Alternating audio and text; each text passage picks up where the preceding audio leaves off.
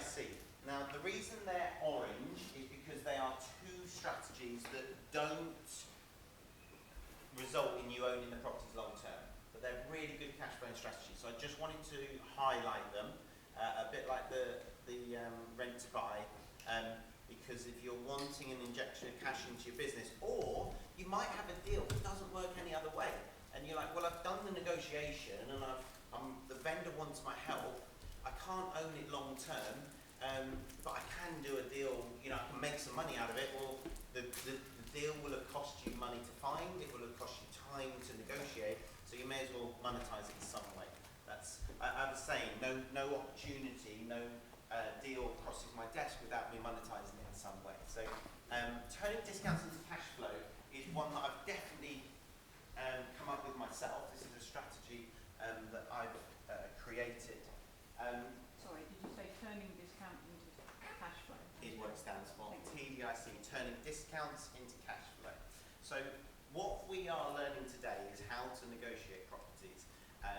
And in the telephone fact find in a bit and the help visit in a bit, you will learn how to negotiate 25% discounts on your properties.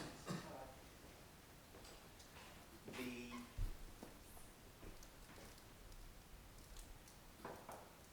discount, turning discount into cash flow, the discount is that 25% discount that you've negotiated. The problem with buying sophisticated any property is it takes a while to get the cash flow going, and then it gets better and better and better as time goes by. So if anyone's ever bought their own home, who's bought their own home before? JJ, anyone else? So let's use you as an example, if that's okay. So this is, let me draw it the same way so I don't confuse you. This is you. Okay. And this is the vendor.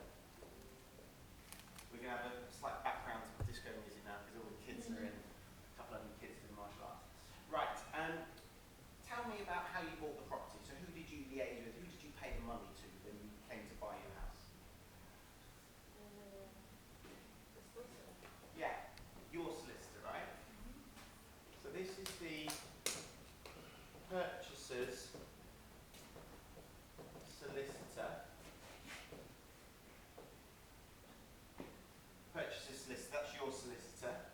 And you paid. Now well, I'm going to make up numbers because it'll be simple. I'm going to assume you put in a £25,000 deposit. Keep the numbers the same, yes. And did you get a mortgage to buy your property? Great. So you will have a mortgage lender over here, and let's assume that they make a loan here. And let's assume if you bought this house for £100,000, Zoe, how much would your mortgage have to be? £75,000. Perfect. Everyone clear on this so far? So standard transaction, really, really simple, traditional investment so far. Now, where does that 100 grand go to? Does it go straight to the vendor? No, where's it go? Goes to their solicitors, absolutely. So, vendors, solicitors. And that is the legal transaction at £100,000. In essence, there's this other thing that goes the other way. Zoe, what do you think goes that way from the vendor? You send 100 grand that way, what comes this way? The property, absolutely, or title as the lawyers call it. I thought you might say keys, because sometimes they make a big deal out of keys. So title goes that way, brilliant, and comes to you like that. Now, in a traditional transaction, ignore the solicitor's fees, because they normally deduct £1 grand or two. How much is the vendor going to receive? 100 grand. And that is how 99.9% of transactions work. Has anyone got any questions about that? Really, really simple. You might have an estate agent actually, so in reality, they might deduct £2 2k, and you might have an estate agent over here, and they might charge £1 grand or two as well in fees. So they might deduct 2k, and sometimes they get paid out of there. So actually, it doesn't constitute 100 grand. It might be 96 grand. That's very, very common. Do you normally get paid by the lawyers or from the vendors? Always the lawyers. Always the lawyers. And I've designed TDIC, and I'm pretty sure it was me, don't think it came from anywhere else, to fit into that model of what the solicitors normally do. So the solicitors are quite used to taking a fee for themselves and a fee for the vendor. And presumably you'll show the solicitors your contract, or you'll have some, does the vendor have to send something, does the purchaser have to send, the vendor have to send something to the lawyers to tell them to pay you? No, you tell the lawyers, I want my 18 grand or my 2 grand in this instance, and the lawyers check with them, are you okay with us paying Phil 2 grand? And they get a little completion statement and sign off on it. Yeah, cool. So in this instance though, Zoe's going to be a motivated vendor, and I'm going to negotiate a 75% purchase price. What changes? Well, on a TDIC, the purchase price stays the same. The bit that changes on a TDIC is, I'm going to get rid of, I can leave all that, that's fine. I'm going to change the,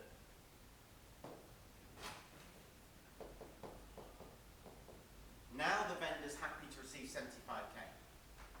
Now what I said is that this doesn't get you the property, so we're not going to be the buyer here if it doesn't get us the property. We're actually going to become the agent. So if there's a £75,000 payment to the vendor, we're actually going to charge, I can't say that too long, 23k. And what we're going to do is we're going, instead of this being you, which was Zoe, we're going to put an investor in here. And we call them a full market value investor. Now some of my clients do 3 or 4 of these a year. The top client's done 20 so far after yesterday.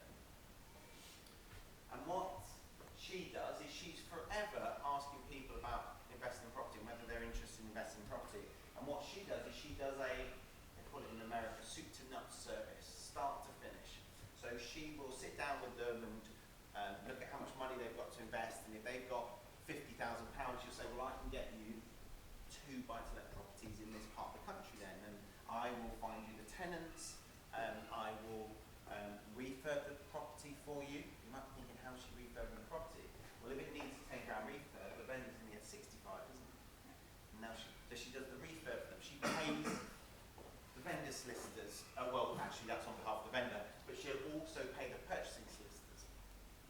So she does all of that, and she gives the investor a tenanted property.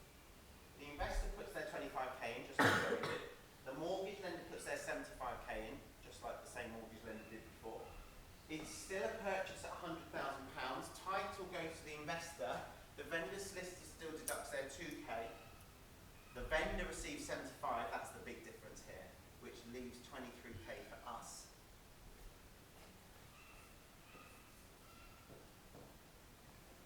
To receive that. And that is how you turn a £25,000 discount into £23,000 for us. Not many people know how to do that. It's quite hard to do. When I take you through it's not hard to do, it's quite sophisticated in order to do it, because you have to follow my telephone fact find and help visit in order for the vendor to go, yeah, I know my property's worth 100, and yeah, I'm more than happy receiving 75, and I'm happy, Frank, for you to receive 25 of that. They assume you receive all of it. I've written it out for you neat and tidy.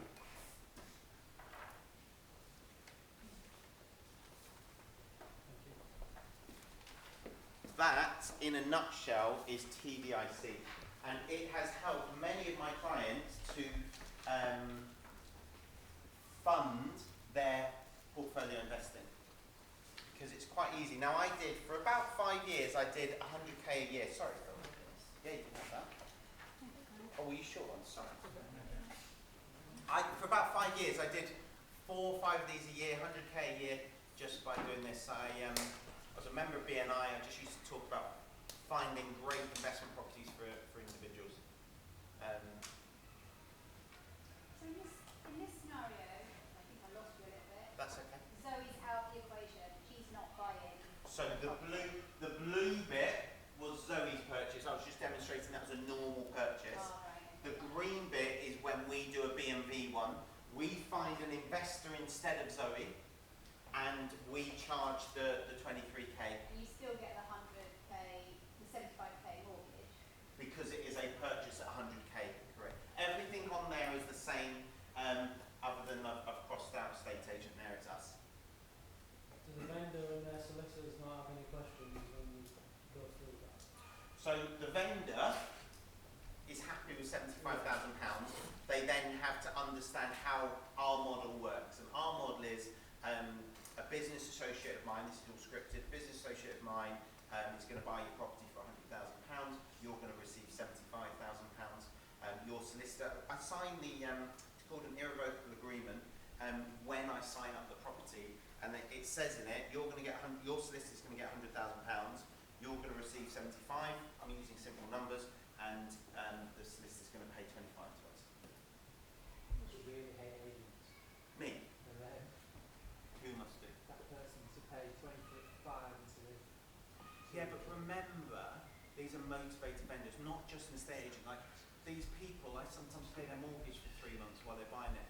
I sometimes will empty their house of junk for them. It might be an unmortgageable property, and I put in a new kitchen or a new bathroom to make it mortgageable. Like we're still solving their problem. You know, time will tell them an estate agent as well.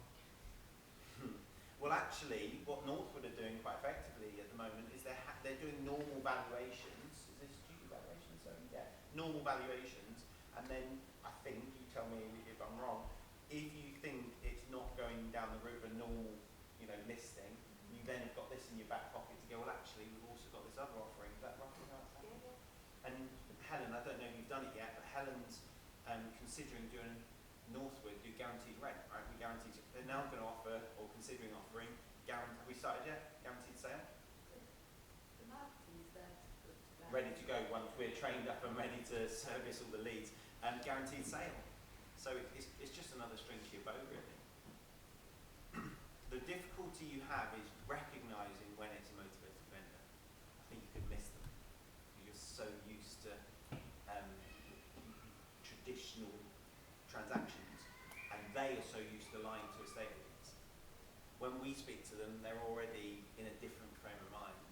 When you speak to them, they've got their what? Yeah, they've got their defences up, but that's going to be part of your trick. And these guys are doing it very well. No, I essentially said it looks like deal sourcing, but you're getting much bigger fish. It is deal sourcing. It absolutely is. Yeah. And which is why I don't like it, because it's just a job. It's not a badly paid job. Oh, And no. I've put it on there because sometimes, you're like, actually, that would be really handy right now. Or doing one of these might pay for 5 of these that we were looking at earlier, and that, it's a means to an end. Your client, you said, does this regularly. How does she source these sort of properties? In exactly the same way that you're sourcing from the move. All the same marketing. By the way, guys, remember, none of this stands alone. Control, finance, monetisation. The marketing page comes before it. It's the same monetisation. It's just a different way of monetising it. It's still going through the same toolkit. And that's why I've started with this. Because by the time we're chatting about by the time we're chatting about this, it's really easy to go, oh my goodness, there's so much. No. It's a 5-step process. How we're controlling it, how we're financing it, how we're monetising it, and then the last 2 bits, which are really simple. Thank you for asking the question, Kate. I did go a bit fast on that. Have you got any other questions? Anyone got any questions? Yes, sorry. Does the investor know that we're making 23k out of it? Well, that's interesting, isn't it? When you buy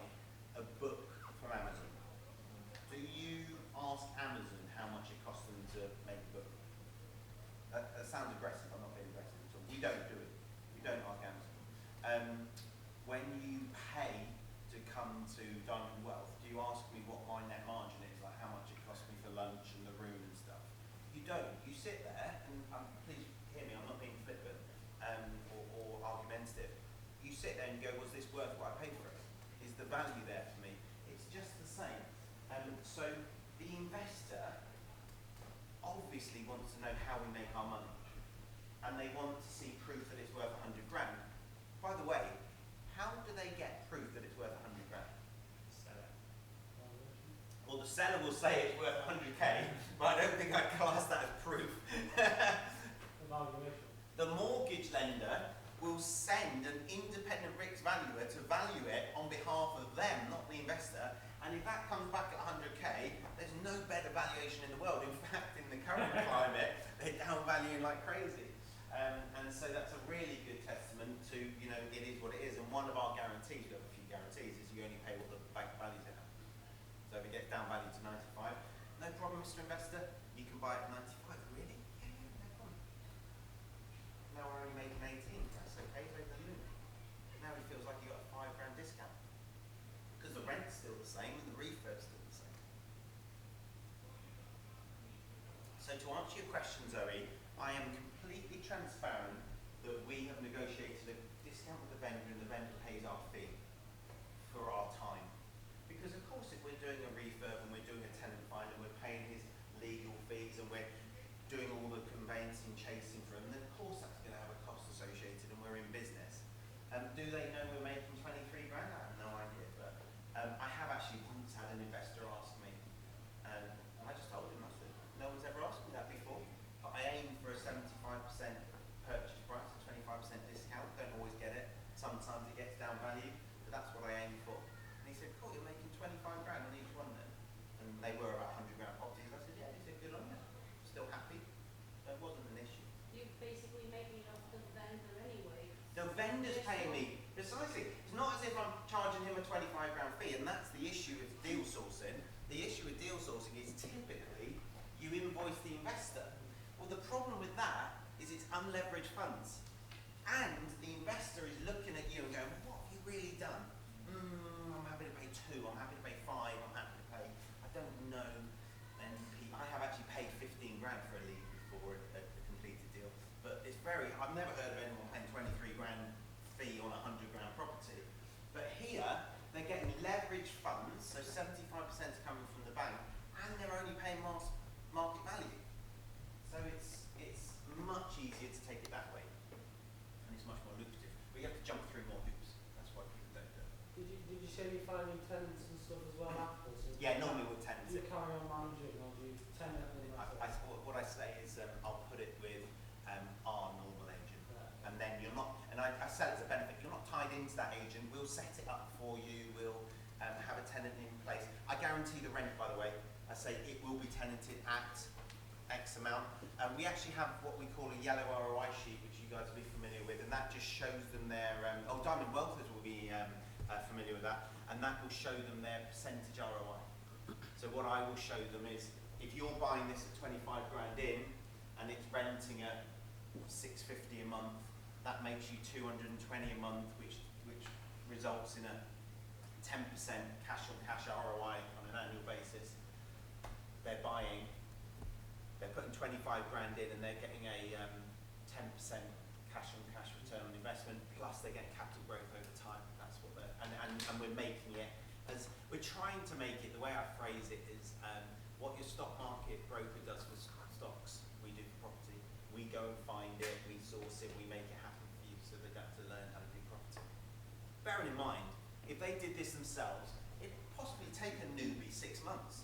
They'd go and do loads of viewings, they'd possibly go and buy a lemon in the wrong area, they'd probably buy it and then try and do a refurb that will take them months and months. In fact, I've got a sheet, it's in your 100-page manual actually, where it compares doing this with me where you pay 25 grand and doing this with through an agent where you go and view loads of properties and you do the refurb and then you have it empty for months and months and then you put tenants in and that, and they make about 5 grand. This one costs them about 30 grand, because they pay their legals as well and they pay the letting agent tenant fine. They end up about, on a 100 grand property, 5 grand better off. But it's easy, it's the time.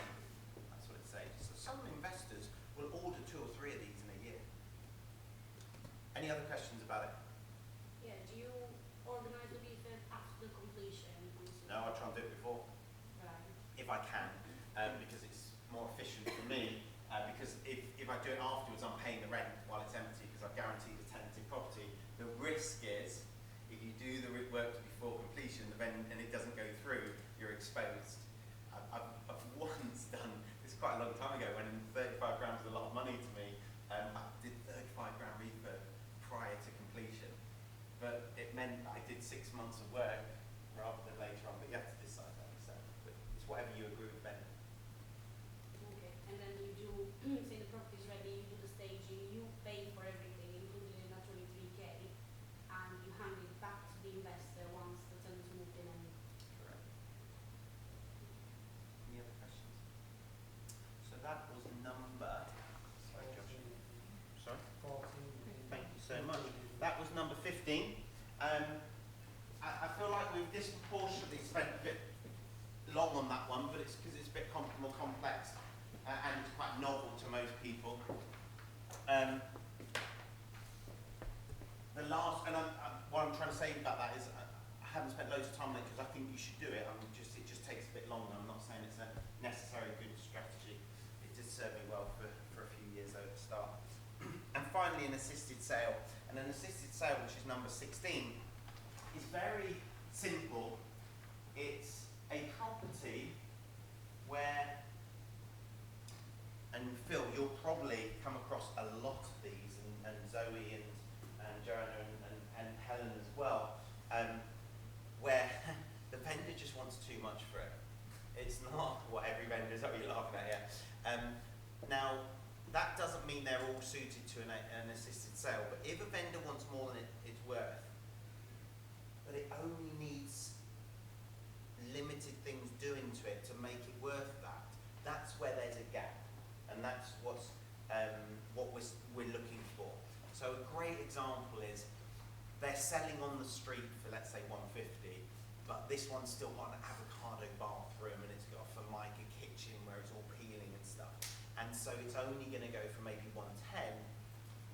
But if you spent 10 on it, maybe 15, you could get the 150. And so now you think, well, there's 25 grand in that. That's the opportunity you're looking for. So what no one's going to do is buy it for 110, spend 15 on it, and then sell it for 150. You lose money. That is the Mickey Mouse numbers you see on Homes Under the Hammer, by the way. Where they go, oh, they've made 25 grand. You go, yeah. By the time they've done purchase costs, finance costs, and exit costs, they've lost money. But by doing an assisted sale, which is basically a sophisticated flip, you can make that 25 grand. So if it's Phil's property, Phil vacates it, I put my 10 grand in, or 50, let's call it 15, my 15 grand that I can afford, that I've got loose, and that's spare, and I do the work, or I borrow it from an investor, and I do the work, and now it owes Phil 110 and me 15. But now it's worth 150, and we put it on the market, and when it sells, he gets the first 110, I get the next 15, and we split the difference however we've agreed up front. And in that scenario, I'd often go 50-50, but I might go 60-40. But he ends up with, let's go 50-50, he ends up with 122,500, and his house was only worth 110, and I end up with 12.5 grand return on my 15 grand investment. Well, that's not far off 100% return, and if I can get that in 12 months, and I borrowed the 15 grand from an investor, that's not a bad return for me. It's not great, by the way, and the reason it's in amber or pink is because I don't end up with a property. It's a job again. I've just made 12.5 grand for putting 15 grand in and managing a refurb. But again, if you're sat with a vendor, and they get a lot juicier than that, you know, some of my clients have made 50k on these. It depends on what needs doing. And by the way, you can sometimes do these combined with other ones. So an assisted sale, you might get planning permission and do planning gain and assisted sale, or a title split. And that's the first time today. Like normally I do that. Done really well. I know, I do that about once an hour normally. Yeah, you can often do an assisted sale combined with other strategies. Any questions on assisted sales? Yes, Ed. I mean, I'm guessing it's in the paperwork that you obviously need to sell it for a minimum price at that point. You put the money in. So the way you normally do it is you have a pre-agreed marketing schedule for it. So you might go optimistic and go 160 for 4 weeks, and then it drops to 150, and it sits at 150 for 4 weeks, and then it drops to 145 for 8 weeks. And you'd normally have it in the agreement because there's a conflict of interest there potentially. You want to be really sure on your numbers.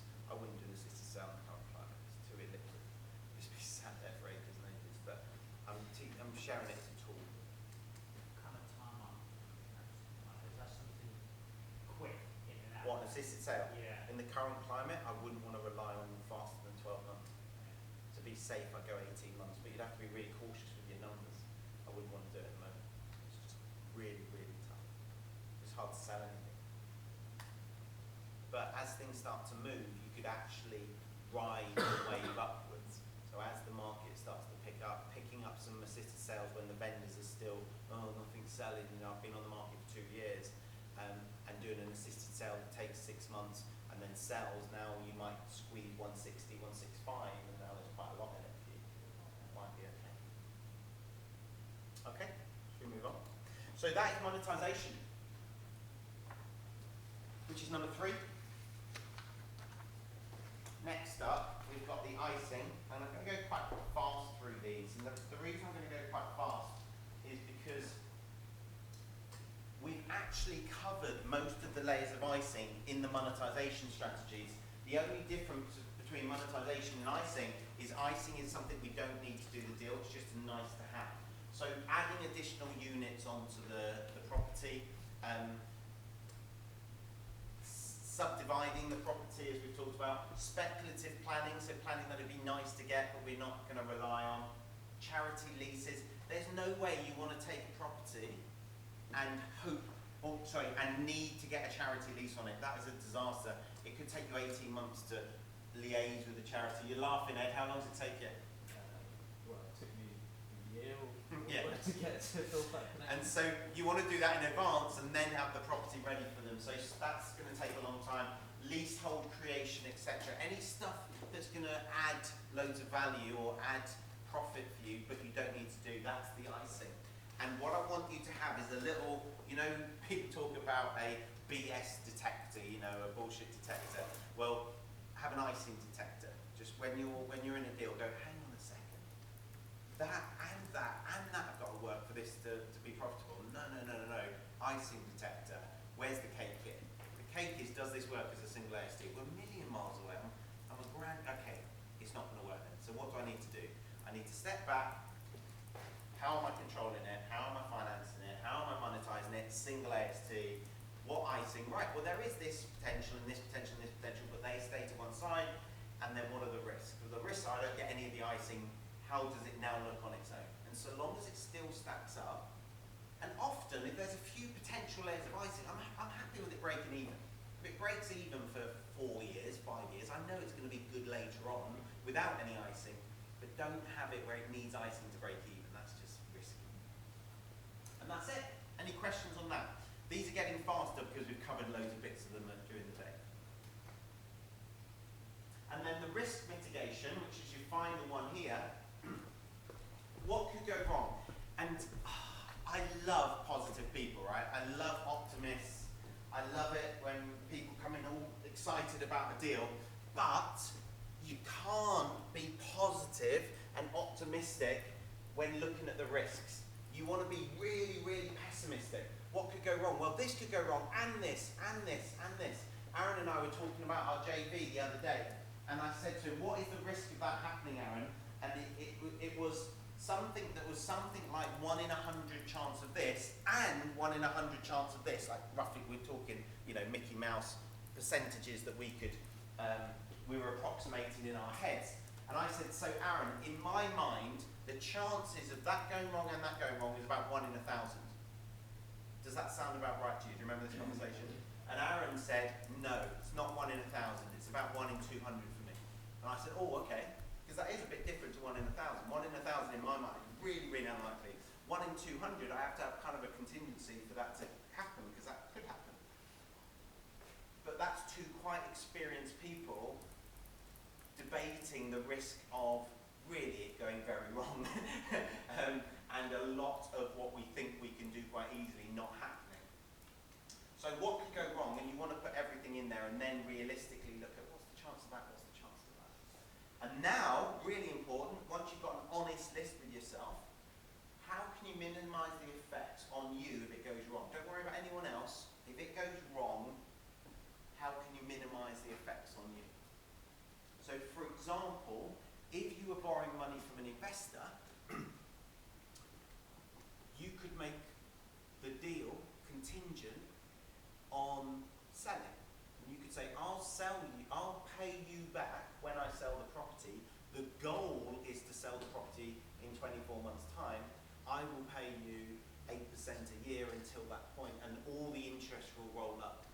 Because if the risk is the property doesn't sell in a stagnant market and it takes 3 years, you don't want your investor jumping up and down, going, I want my money after 24 months. You put in, I'm aiming to sell it in 24 months, but you will be paid the rolled up interest and your capital when it sells, and it will be on the market in 24 months. That's my commitment. Now I can rest easy. I don't feel good about an investor waiting for his money, but we're in the same boat now. We're both waiting for our money. We've got one at the moment where we did vendor finance. It's our HMO, and the vendor gets an increase in her monthly payment when the 7th tenant moves in. Did you remember that? Yeah, when the 7th tenant moves in. And that's brilliant because I know we break even at 6. So when the 7th tenant moves in, we can afford to pay that bit extra. This one here, I told this investor, this is the smart housing benefit one, I told him that we wanted to get a HMO at some point, but it was really, really hard, and well, I've been proven right. And he said, well, when you do get a HMO, can this go up? And I said, yeah, it can. Every Christmas I get a Christmas card from him, and in it says, any luck with a HMO planning? Because I haven't managed to get it. But I can't remember what it's worth to him. It's worth 200 a month or something to him. And he wants me to get it, and I want to get it, but we keep getting knocked back by the council. But I would have hated to go, oh, I'll probably have HMO planning in 3 years, so let's jump that up to 800 in 3 years' time. Now that would have been a mistake, so you can really mitigate that. And by the way, the time to think about this is as you go through it. Be thinking about it in the telephone fact find, be thinking about it in the help visit, and then when you come to the sign up, you can go, okay, so okay, this is how I want it to work for us. However, psychologically, I cannot even do a mock negotiation while standing higher than the vendor. It just doesn't work for me. Kate, we have agreed that I'm paying you 65 for this. We've agreed I'm paying it to you in 5 years' time, and we've agreed I'm paying you £250 per month. I got all of that right. Amazing. So that's if it all goes to plan, Kate. However, and that's when you put in your risk. So however, as you know, it's got a prohibition order on it at the moment, which means it's unletted. So this does mean I'm going to have to appease the council and get permission to let. So what I need to do, I'm going to do this for free. I'm making this up, right? But that's my risk. My risk is the council never let me let it. I'm going to work for free, Kate. We're going to sign all the paperwork today. I'm going to work for free to get that prohibition order lifted. We're still going to buy the property now, but the 5 years and the payments of £250 a month only start when the council lift that prohibition order. Does that make sense? Because I might be working for 6 months or 9 months. This is all what's in it for her, right? I'm working for free here, and I want to be renting it out and making money as quickly as possible. And of course, you want your 250. But just to be clear, you're still going to get your 65, and you're still going to get your 5 years of 250 a month. But that will only start once I've lifted the prohibition order. Does that make sense to you? And now we write it into the heads of terms. But what have I done? I've de-risked the entire deal, because the biggest risk in that made-up scenario is that the council say, no, we're not letting you let it because of whatever issue.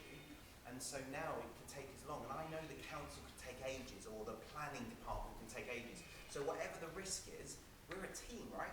We're together. We can work out a way.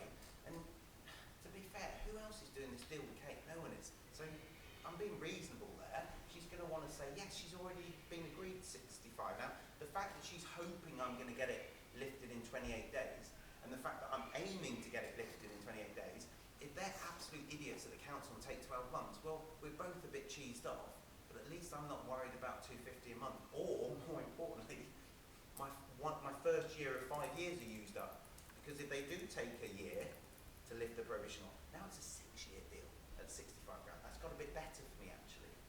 Make sense? One of the best phrases I use in the help visit is, I can pay you, that doesn't work in that instance, but I can pay you 75,000 for this property, or let's say we've knocked 5 grand off a 100 grand house, so I can pay you 70,000 for this, assuming the bank values it at 100. Because in the current climate, and you just throw it in during the sign-up, the bank at the moment, or the banks are putting values under loads of pressure to down value, and if it gets down valued, that's brilliant, because now you can go back to the vendor and say, I know we were going to buy 70, but it's being valued at 90 now, so we've got to talk about that 10 grand down valuation. And often they'll say, oh, you did say that, Frank, so does that mean I'm getting 60?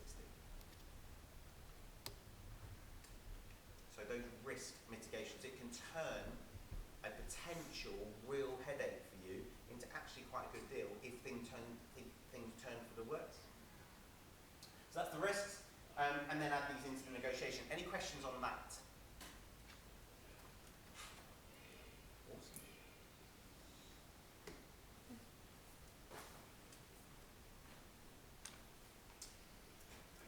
When coming up with these solutions, one educational concept that's really valuable is what I call the complexity conundrum. I think I created this, but apologies if someone doesn't. Now, this line here is complexity.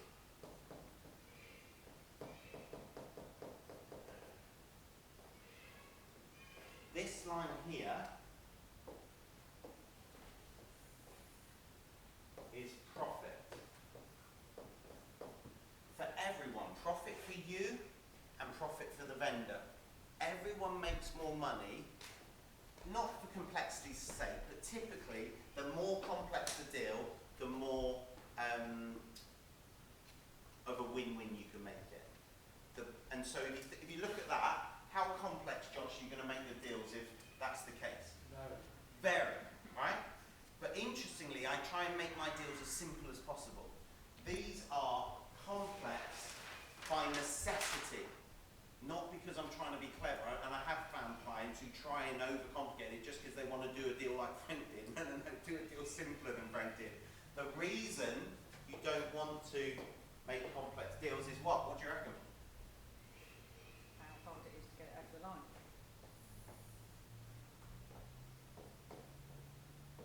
Chance of completion. You only earn money in property when the deal completes, when you actually get it over the line. The chance of completion comes down as complexity goes up.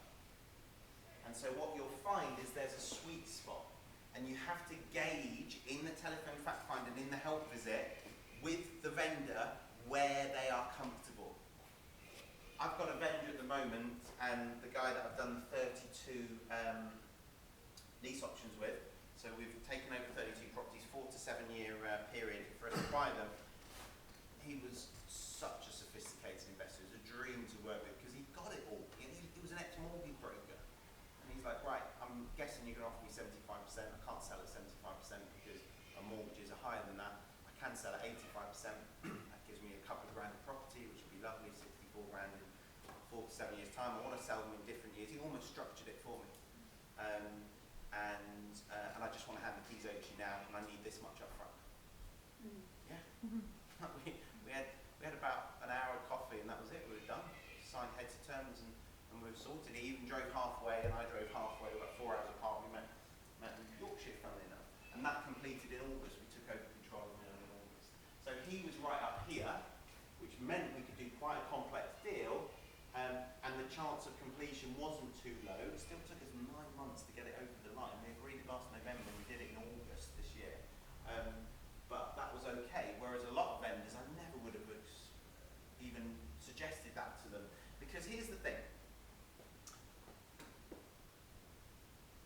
Mrs. Jones, your house is worth £100,000. I can buy it now for £75,000. Or I can pay you £100,000 over time for your house. Which would you prefer? They always want to do £100,000 over time. The trouble is, they're too unsophisticated. So the 75%, right now, it doesn't get any simpler here. A B&V purchase is as simple as it gets, and that's why most unsophisticated vendors, which 99% are, say to you, how much can you give me for your house? They're not saying, on the deal equaliser, I'm wondering if we can do a 10-year deal where you give me a bit of money up front and a bit every month. They're not saying that because they only get this, they only get the really simple side of it. So they think they've got a house and they're trying to get as much as possible for it. What you mustn't do on the telephone fact find, and I've seen this to people's detriment before, is start to go down the control now, pay later. The objective, and this is important for you guys, the objective of the telephone fact find is to do what? Get a help visit booked in if they're motivated. So the actual objective of the telephone fact find is to establish if they're motivated or not. It's not to solve their problem. You're not going to solve their problem in 12 minutes. And so most people that end up selling their houses to us in the telephone fact find go, if you say, JJ, lovely to chat to you, thank you so much. So the way our business model works, this is on script, is we can pay up to 75% of what your property is valued at by the bank. And you've said on this call that it's worth £100,000. So 75% of £100,000, they don't always get the maths, I spell it out for them, is £75,000, so I can pay up to £75,000. Would that kind of a figure work for you? Pause, right? Pause until they speak next. Really, really important, because we've already said if we're in the same ballpark, I'll come out and value the property. Say something non-committal to me. I'm not sure if that's really what I was looking for. No problem at all. Well, another way we can do it is if you're flexible on the timings, we can actually give you some of the money now, and then we can give you some of the money over 5 to 15 years, and the total amount would be £100,000. Would that sound better for you? I'm confused. Yes, you're well confused now. And even worse, I've heard people go, well, there is a way I could pay you £100,000. Shall I pop out and explain it to you? In that instance, yeah, they all want 100 grand. It's worth 100 grand. They're all going to say yes. And then, and I've seen people get really demoralised, they get to the help visit and they explain it's 5 to 15 years and they get all confused, which they are, because, well, sorry, you want my house now? You want the keys now and you don't want to pay for it? How's that work? No. I think the way it works is you pay me for the house and then I give you the keys, like we did with Zoe with the thing. Surely that's how it works. And so now they don't trust you and they don't understand it. Confused buyer never buys, and so you lose the deal. Whereas all she was doing was processing 75 grand, and she just needed a bit of processing time, and she would have gone, I'm not sure. And by this point, I know her motivation. It's whatever it is. It's to move into the care home, or to emigrate, or to start a new business. Sorry, JJ. Not JJ, obviously. JJ's years and years, decades away from centuries. And put my foot in my mouth. And all that she's thinking to herself is, so does 75 grand work for all that? Is there any way we can do any higher? That's a common question, right? There absolutely is, JJ, depending on what the bank values your property at. My business model, I'm not negotiating here, I'm restating exactly what it is. So you've said that it's worth 100,000. If, when I come out to view it, there are other properties on your street that have sold, that are comparable to yours, that have sold for 110, then it would be 75% of that. So my suggestion is if, the ballpark of £75,000 works for you, then I pop out and I'll value it accurately and we'll take it from there. It's a yes. She said yes. She's thinking about 75 grand. Unless it's a very definite no, it's a yes and it's worth going out to. I can't remember anyone that said yes, I'm over the moon. 75 brilliant, yes please, how quickly can you come? They all have it's their most important, most valuable possession. They all want a bit of a negotiation on it until they realise there is no negotiation to be had and it's just a business model and it fits in. So, this is your complexity conundrum. Any questions about that? What point do you introduce? That is the question, complexity conundrum. It's a conundrum, right? Because it's more complex but less likely. And your job, by the way, is to solve their problem, not to make them as much money as possible. If your job was to get them top dollar for their property or the best possible solution, you go right up here every time and they'd say no. I don't see that as our job, by the way. They are coming to us saying, please can you help us, Frank? And my job is to say, yes, I can help you, and to pitch the deal that I think is going to work. Even if I make less money here, less profit for me, less profit for them, it's about coming up with a solution that they're going to understand, that they're going to actually be able to see through to the end, that solves their problem. And normally there's a bit of a range, and this is where you're going with the toolkit, and I'll sit down and I'll think, I don't think I can pitch that, I'm going to go with this simple version.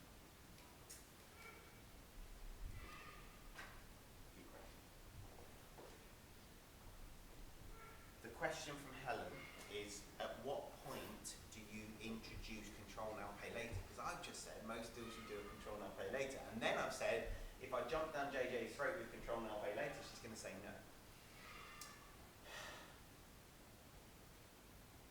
There's no right or wrong, Helen. I can tell you what people have done wrong before. They've jumped in too quickly with JJ. The risk is you don't explain control now, pay later, and they say no to your 75% offer, because if someone needs 85 on their mortgage, they're going to probably say no to 75. What I normally say is, do not offer until you've done 10 deals, until you've completed on 10 deals, don't offer control now, pay later over the phone. And it sounds really hypocritical because I do.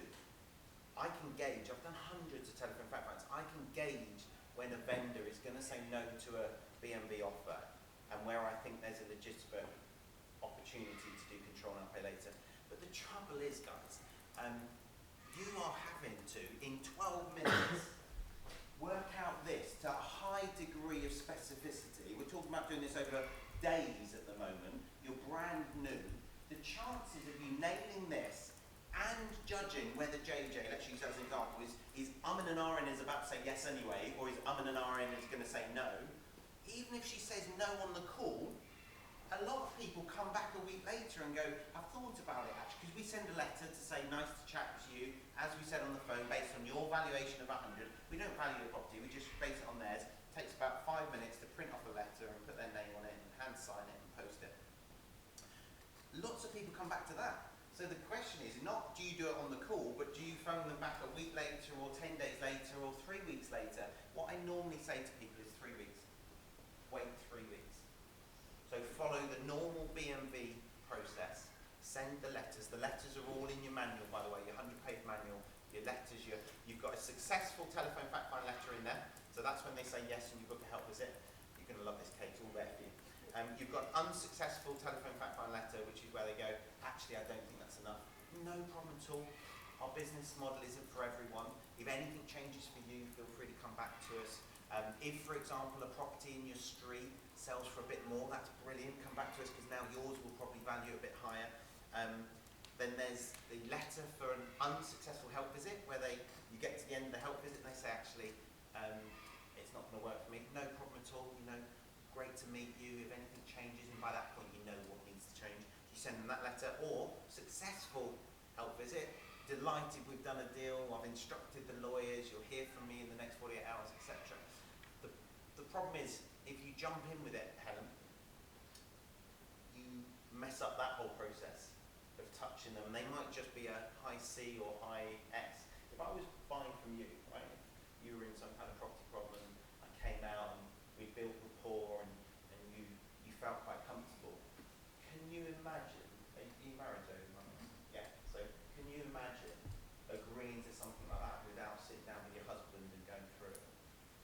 No, it's because you're a considered pace, you're a high C C with quite a lot of S, that profile is never going to say yes on the phone. She's come on to just find out the price, and I've given her the price. Now she's going to go away, but she's in my CRM. Now she's going to get a letter. Now she's going to get a pick-up call. What I suggest to people is you phone them after a week if they've said no. Just wondering how you're getting on. Zoe, did you get my letter? Yes, I did. Actually, I'm so glad you phoned, Frank. I've spoken to my husband. We wondered if you could come out and meet both of us. That's really common conversation. But if I've jumped in with a really complicated offer that she now doesn't get, it's like, how can she explain that to her husband? So I'm making that judgment call in that 12-minute conversation. And the reason I'm qualifying it with that is you might hear me do, I know we did live calls last week and I was doing the telephone fact finds in front of the room. You might hear me do that, but that's the benefit of 16 years experience. So I think 10 deals under your belt, and if you're going to start making control now pay later deals, offers over the phone, I think you need to have completed on 10. That you've gone and done the help visits, etc. And I think until you've done that, wait 3 weeks. I just think it's a good rule of thumb. And with all of this, guys, will you lose the odd deal? Yeah. There'll be the odd deal where if I was on the phone and I'd offered it, they'd say no, you lose the deal. But you'll do so many more deals by not messing them up by going in too complex. Does that answer your question? It's a hard one to answer because I know by following what I've just said, you're probably going to lose the odd deal. But I promise you do more overall. What if you knew and you knew the property, you knew the road property that I see, and so for 80%, it's like, Do you know what, guys? If that is your plan, as in your plan for the year, and we'll talk about yours and Mahmood's plan, Kate, then that's absolutely fine. It's so long as it's within your strategy. And so if you have the cash available, because if you do 80 now, you're instantly having to put 5% in if you're buying it. But it depends how you're buying it. But I'm assuming you're talking about B&B. Absolutely, I'll pay more than 75 for a property if it fits in. But my concern there, as you said, if there's lots of icing. Well, remember, we do not rely on icing. So if we don't get any of the icing, are we then going to be really cheesed off that we've put 5% in ourselves? Do you always get a bank valuation? If you're giving the vendor money now, Yeah. and that money is coming from a commercial source, so 0.3 on the finance, then they will require a bank valuation. I don't get a bank valuation ever that I'm going to pay for. No. And it's the same thing. If I got a 500 quid valuation on every property I bought, I'm losing money just in valuations. And quite frankly, and I said this to Rick Survey the other day, I think I'm as good as them. No, I agree. I thought you said before when you're doing the scripts, if the bank values in this, Oh, we do say that in the script. Yeah. then you wouldn't get a bank. So if we're buying it from them, B&B, Yeah. and we're using commercial, No, you're not using commercial. no. In that. But then I'm not going to ship the price. So I'm never going to go, and I know investors that would and have done, I'm never going to go, I think it's worth 100, and then later on, just because I feel like it, oh, actually, I think it's worth 90 now, so I'm only paying you less. No.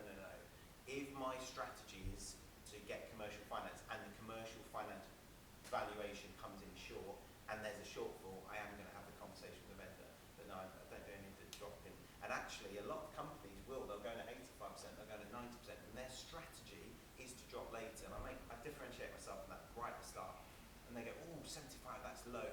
And it's not actually in the script. But if they bring it up and go, well, others are offered 85, now you know they're shopping around. But also, I'd be inclined to say, yeah, but the difference is, can't speak for any other companies, but what I can say for us is, our price doesn't change. We pay 75%, and we prefer to be very upfront about it from the start. We get emails from companies just making random offers. Yeah. Cool. How close are we to dinner? Half an hour. Great. Let's do telephone fact finds then. So that is it. That is all you need to know about the what you are doing. Sophisticated investing. You are working out how to you're finding a motivated vendor. You're understanding their problem. Then you are solving it, working out how to control it, working out how to finance it, monetizing it, spotting any layers of icing, and mitigating and minimizing your risks. That's it. It doesn't get more simple than that. Now is the how. I love this bit. So, who would like We need a mic, please. Kay, a second mic. Thank you. Who would like to be a? That's going to mess up your charging schedule. Kay's having to charge all the mics as we go along. Who would like to be a vendor? Role play, 15 minutes or so. Oh my goodness, I can't have all of you role play at once. But go on. Joanna, would you mind being the role play? Do you mind? Do you mind? I've picked on Zoe loads. Thank you. Hands up if you're cold. Hands up if you're hot. Oh my goodness. First time of the day. Just rightish. Okay. So, you don't get a script, but everyone else gets a script because I want it to be natural, okay? This is, can I ask for a volunteer to give this out, please? Thank you, Laura. They're in order, and it's that one and that one each. So two out of each. Thank you.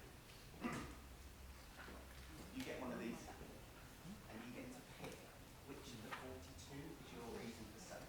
Okay?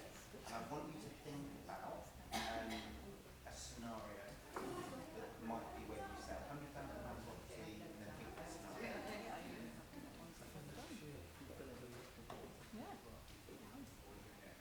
Yes. Everything out. Everything you want.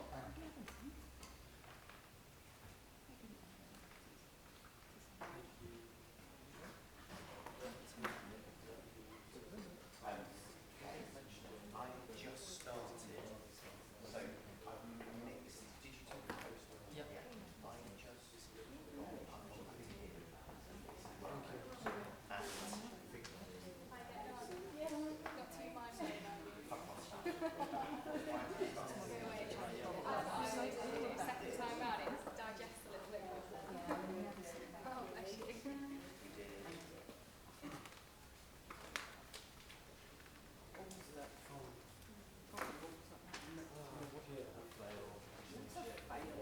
Yeah, 260. we have gone in order. Just take an age. That one, and then just good man. I'm trying to help you with the edit. Okay. Can I give you this, please? The sky. You could get a lot I'll put you in the right place. So what it does is it's a magnet, so that can go on the outside and that can just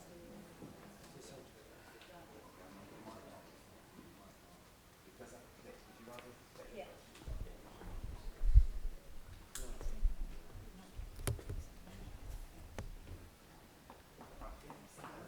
Is that my turn? Do you mind?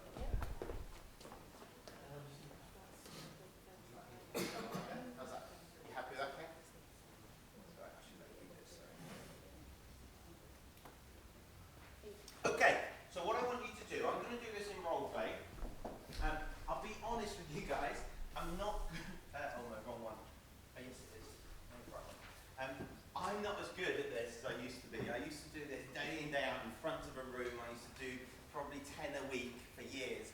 And I now do one a month. So I'm really rusty. I did one live in front of the room quite recently. So I'm not going to be as good, and a lot of my clients are a lot better than me at this now. But I will do it in role play to help you.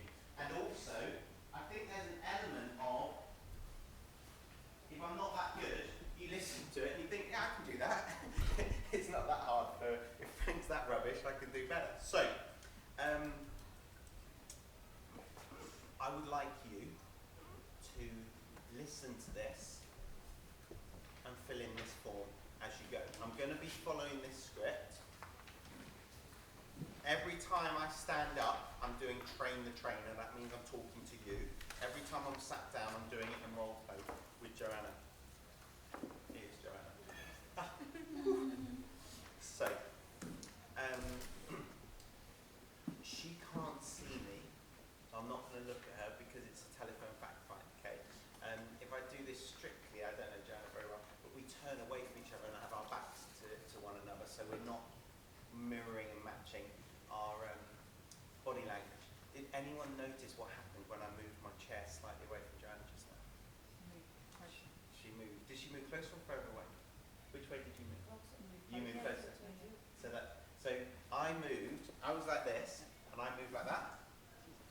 So she's moved in. You see, we're matching and mirroring. We do it automatically all the time. I'm going to try not to do that on this because this is over the phone and I'm trying to do it just on voice. But listen to my voice compared to hers. I'm going to match and mirror my voice. I'm going to try and work out her disc profile as we go along, etc. Do you have a whole scenario in your head? Yes. Okay, amazing. I'm going to ask you a load of questions about the property. Just make them all up. Okay. So what has happened so far is Joanna's received one of my leaflets and she has phoned yesterday, no it would have been today, she phoned today at 10 a.m. It's about 5:30 now, so that's perfect. So I've waited between what number of hours is it? No worries mate. Between what number of hours, what delay? Between 4 and 8 hours. So if she phoned at 10 a.m. this morning, that's perfect, I'm phoning within that. Bring, that's me phoning you on your phone. Hello. Hello, hey, is that Joanna? It is, yes. Hey Joanna, very nice to speak to you. It's Frank here. You phoned my office earlier this morning about wanting to sell your property. I did, yes. Thank you for calling back. Now, I paused there because sometimes I say, oh, thanks so much for phoning. The pause is, how can I help you? I didn't actually say it, and they'll roll into it. If they're a high I or a high D, they'll go bang straight into it. She didn't, she paused, and that's fine. So now I'll ask the next question. But it's really easy when we start doing these calls to get really nervous and flustered, and I'm not going to time it, but allow there to be pauses. Fantastic, well thanks for phoning Joanna. How can I help? Well, I've received your leaflet, and I am in a situation at the moment where I need to sell my property fast because I am in the process of buying a new property and the sale on the purchase on my property has fallen through. Okay, fantastic. Thank you for explaining that. I'm so glad you phoned, but I am very sorry about your situation. Unfortunately, that's really common at the moment, but I'm so glad you've called because we help a lot of people like you in that situation at the moment. Trainer, she's quite fast spoken. Now from her initial pause, I didn't think she was going to be, but she is surprisingly well spoken. And if I'm using my other knowledge, she's been very quiet all day. So I'm surprised at how forthright she is in this, but that's cool. So now I'm matching and mirroring. I've sped up a little bit. I've got a bit quieter if you notice. That's me. I'm actually working out her disc profile. And those of you that have done disc training, you should be doing the same and working out her profile. What have I said in those words? I didn't say it particularly well, but let's just skim over that. What have I said to her? That it's not unusual for you to be dealing with someone like her.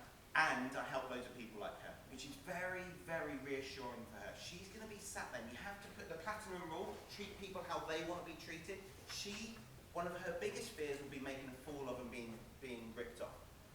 So peer pressure works in our favour in as much as, oh, lots of people do this, and Frank is adept at helping people do this. I'm in the right room, or I've called the right person.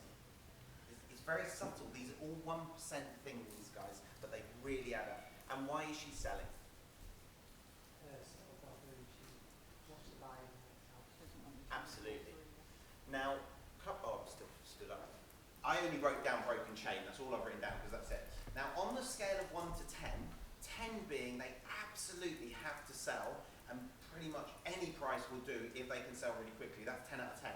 And 1 being, I'm just interested in buying the next house because there's 2 of us and we're in a 3-bed house and we quite like the idea of a 4 or 5-bed or slightly bigger garden. And the next house is going to be really expensive. That's a 1 out of 10 and 10 out of 10. That's the scale. Where's she at on broken chain? What are your thoughts? I'm at 3. It's a really weak reason. So I'm already thinking, I'm thinking here, and this is how quick you'll start to do this. How are we going to control it? Can we do an EDC? Can we do an option?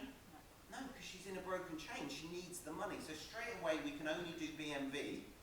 She can't do vendor finance, even if she hasn't got a mortgage, because now, I'm jumping to some assumptions. She could have 500 grand in the bank, and she's buying a 500 grand house and she doesn't need this one. It is possible, but on the balance of likelihood, most people need some money out of this house.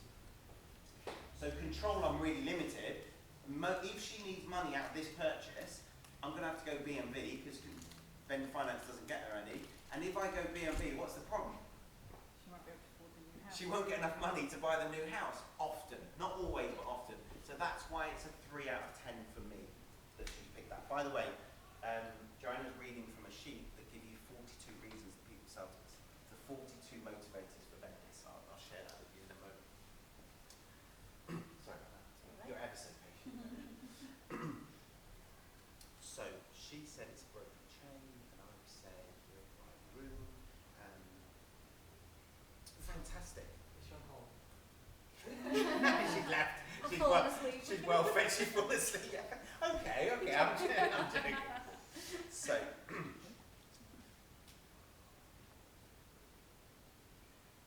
just trying to get back into the flow. It's quite hard to start stuff. So Joanna, thank you so much for phoning. Really appreciate it. I'm sorry to hear about your broken chain. Out of interest, how far along with your purchase have you got? It was quite far advanced. Obviously, the people that I'm buying from, they want to complete within the next month or so. So I do need help now, otherwise they will pull out because they will need to sell theirs as well. I understand. That, by the way, was a rapport building question. It's not important for the call, but I just don't feel like we've built much rapport yet. So I'm going, before I start asking her loads of questions, I'm just going to go, now this is a motivation question. And Joanna, in terms of, well, that's great, and we can definitely buy quickly if that's what you need. So I'm so glad you phoned. In terms of the sale that you had going through that's now fallen through, how long ago did that start? Probably about 6 months ago. So that's been going on for 6 months. Oh, I'm so sorry. That's such a lot of time to have invested and for it just to have fallen through. I'm trying to establish motivation. If that's been going on for 2 months, it's not a lot. 6, 12 months, it's loads. Okay. Well, what I can do, Joanna, is I'll ask you some questions now, assumptive. I'm not asking if I can ask questions. I'm telling her. We'll run through a few quick questions to understand the situation, and I'll be able to give you an idea of what we can pay for the property. I'm trying so hard not to look at you because otherwise I build a rapport through body language.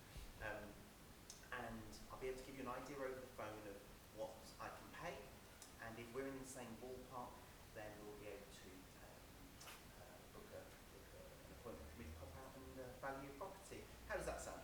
Yeah, that sounds great. Brilliant. I'm not looking at this. You can tell me how close or far off I am on this afterwards. So the first question, what's the address of the property, please? One eye garden. Brilliant. Thank you. And what's the postcode there? DN26LF. Is Argyle Avenue, is that opposite the Sainsbury's there on the roundabout? Is that where that one is? Yes. Yeah, I know. Yeah, fantastic. By the way, when you know your gold mine area, now she feels really good about it, and you should get to the point. If she said 6LF or DN2, you need to know that really reassures them. Now, of course, I don't know there's a Sainsbury's and a roundabout. Like a call centre in Mumbai. Yeah. Yeah, is that also opposite? AI voice, yeah. But the thing is, I shouldn't be said now. The thing is, she does have that concern. Is this really? Now, do I sound like I'm from Doncaster? No, I don't. But if I do know the Sainsbury's and the roundabout, and even if I get it slightly wrong, so like Argyle Avenue, I would know that was in such and such area of Doncaster, and just the fact that I mentioned the Sainsbury's, no, it's not opposite. It's actually the one behind the Sainsbury's. Oh, yeah, I know. That's off. Nottingham, Chatsworth Road or whatever. And, oh yeah, I know. Now we're local. She wants to feel like we're common. We have something in common. If you have a screen in front of you, you put the postcode in. Do you know what? I know people that do that. I know people that try and value it while they're on the phone. I just think it's a mistake. Like, I can't. Maybe people are better at this than me. I'm looking away from her. I know a coach actually who blindfolds himself when they're coaching, so they can properly listen to the voice.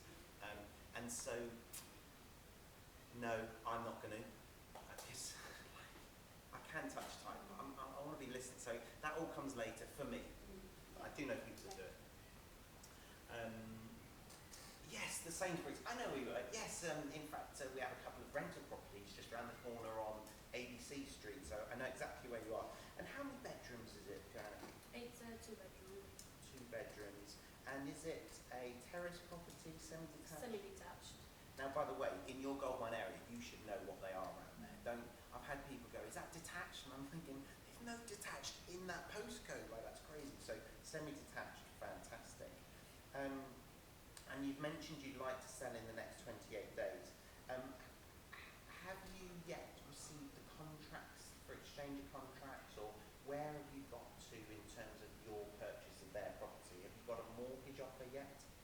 I have, yes, it's all put in place. I can probably delay it by another couple of weeks, but I know that the vendors also are in a chain, so they need to purchase property as well. So she's got a mortgage offer that's quite late on. The mortgage offer is only going to last a certain period, and now I'm going to go back into role play. And so you've got your mortgage offer, and I understand, yeah, they're going to start getting impatient. That makes sense. I'm adding pressure, by the way. She's like digging herself a hole of motivation here. And did you say, Joanna, you exchanged contracts yet or not yet? Not yet. That's why it fell through, was it? You're about to exchange. I understand that. That's so common at the moment. I'm so sorry, but don't worry. We'll be able to. If we can agree a price, we'll be able to step in. And of course, once, if you and I are able to agree a price, we can then share the fact that we've got an agreed sale with the vendor, and that will reassure them that this is going through. So we'll see what we can do on that.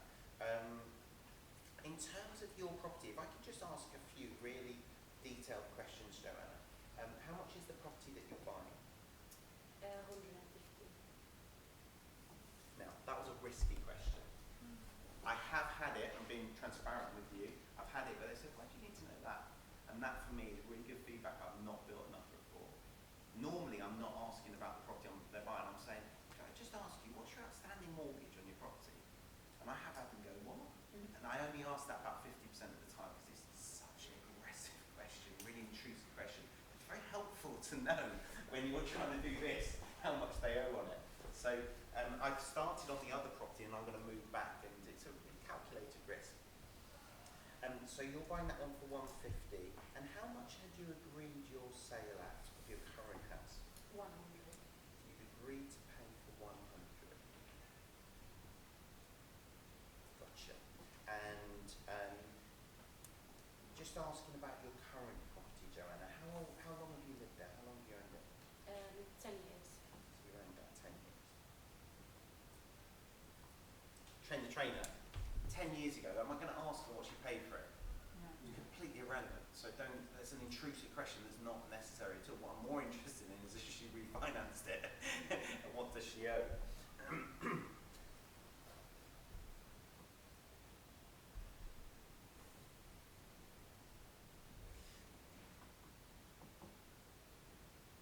And I'm not going to go there.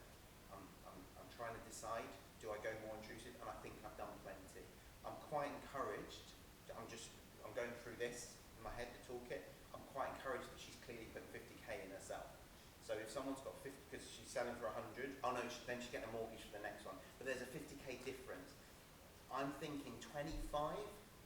Like if she's selling at 75 and she's buying at 150, there's not that much of a difference between selling at 100 and I'm just going to go for it, is what I've decided in that split second.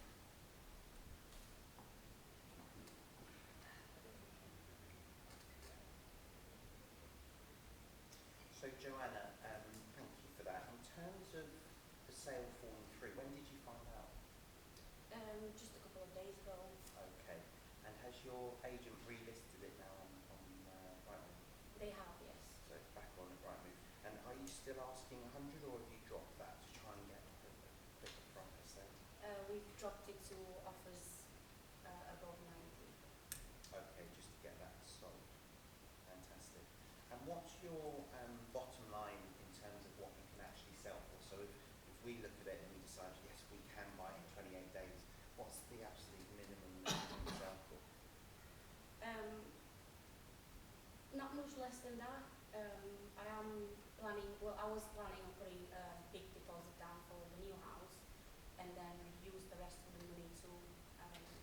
change the kitchen and the bathroom and, well, basically a refair.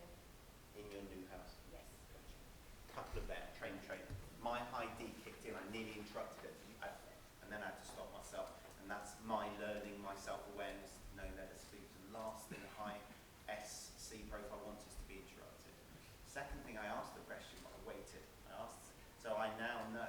I didn't think that was too cheeky. It was a little bit cheeky, but it wasn't very intrusive. It wasn't an aggressive question to say, so what's your absolute bottom line? She can say, do you know what? And I have had people do it. Well, I think that's for you to tell me. You know, are they trying to negotiate? But I'm now at 85. Not much less than offers over 90 for me is 85. Now we might have a deal. Now we're in the same ballpark. Might not offer, that's fine. By the way, write down a score out of 10. How motivated is she? No. Chance of doing the deal. I was at a 3 out of 10, same as her motivation. What score out of 10 now, chance of doing the deal? Are you okay with doing it? Yeah. Will you write it down? Yes, please, write score out of 10 down. Oh, you've got it at the bottom, yeah. Does it say there? Oh, no. No. Oh, I train my guys to write down on the bottom chance of doing the deal. Offer made and chance of doing the deal. It's not on there. On another version, it's there. That's so funny. Right, what have we got? Josh? 6 out of 10. 6. 7. 4. You, so it's 10. Hey! 5 or 6. 5 or a 6. It's gone up, hasn't it? I think I'm at a 5, probably. Maybe a 6. Did you say 6? What you said, I was like, actually, yeah, challenge me, but yeah, I think I'm probably a 6. 5 going on 6. Cool. So now I've got to ask, haven't I? So I am going to, so I've got through the first paragraph, wait for them to give you the address, make sure you take postcode, blah, blah, blah. Done the property, done the valuation. Why do you want to sell quickly? Well, we already did that. Is there a deadline for a sale? We don't have to ask that. She's been quite open. Now we can proceed. So you now have enough information to proceed. So that's what I'm going to go into next. And I'm not going to read that verbatim. I'm going to tell her the benefits that help her. I'm going to give her the benefits for her. Okay, Joanna. Thank you so much for that. So the good news is 2-bedroom semi-detached properties around now, showing how I've listened, are exactly what we buy. We've got some already, as I mentioned, just next door on Chatsworth Avenue there.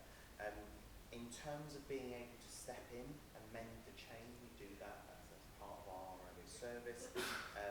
And 28 days.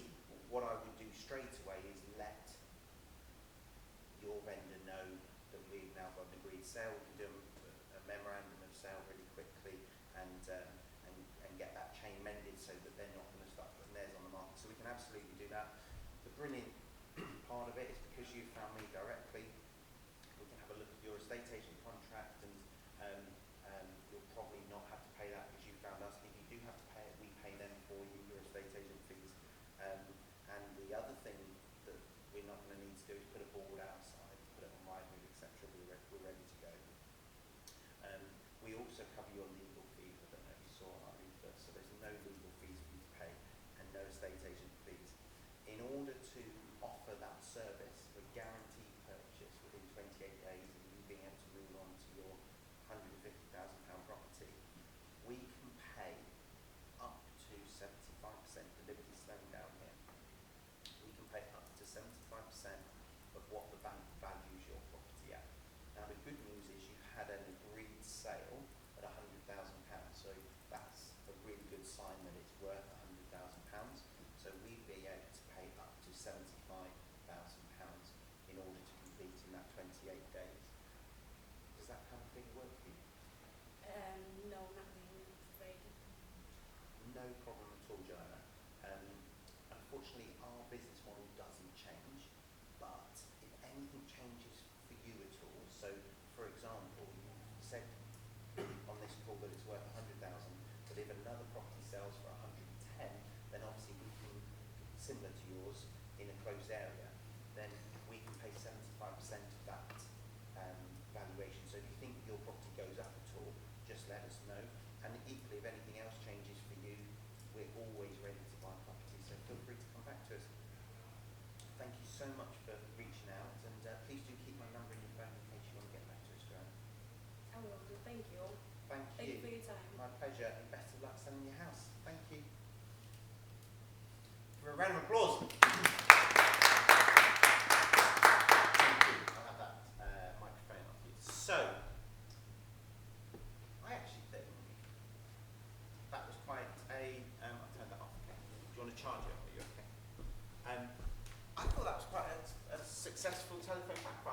experience, I can tell you that that was probably going to be, that probably would be 10 to 12 minutes, if that there, about right, without all the training bits in it. Excuse me. Let's do like best next times. So grab a sheet of paper. This is an educational concept. So you do liked, best. On the left-hand side, all the things that if I went back 10 minutes, and I do this before any sales encounter, I do it after any presentation, I'll do it at the end of today, I will go through like best and next times, because I want to get better every time, and you definitely want to get better every time in the early days, definitely, because you're going to make loads of mistakes. So like best, you're going to list everything that if we went back 15 minutes, we'd do it again. So you did this, Frank, you did this, you did this. These are all things we want to repeat, because what we're trying to do is we're trying to reinforce best practice. And you need to put lots here, because as humans, we go straight to here, which is next time, I do this differently. And you have to have, and this is very important, this isn't an ego trip for me, twice as many like best as next times. So if you've got 3 next times, how many Zoe like best are you going to have? At least 6, absolutely. So give me a couple of minutes. Laura, could we do some thinking music, please? That'd be amazing. Have a look at the script. Did I miss out any important bits? Probably. Think about how I interacted with Joanna. Now, a next time is not she says yes. Why? Because you've got no control over I've got no control. This is what I can control. So I phoned her at 5:30. I can control that. I spoke too quick at the start or too slow at the start. I interrupted her. All of that is on me. Whether she says yes or no is incidental. It's my performance that we're critiquing, or your performance. Great stuff. I'll give you a few minutes.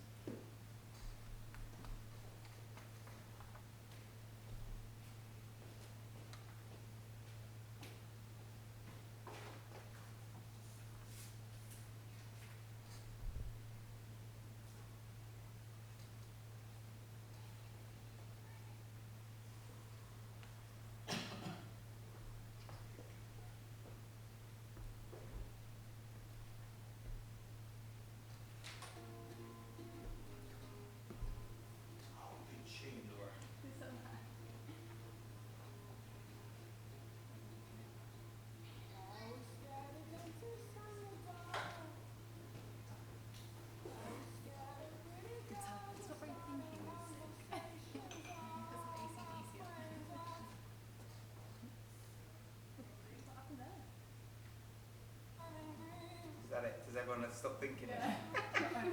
Hands up.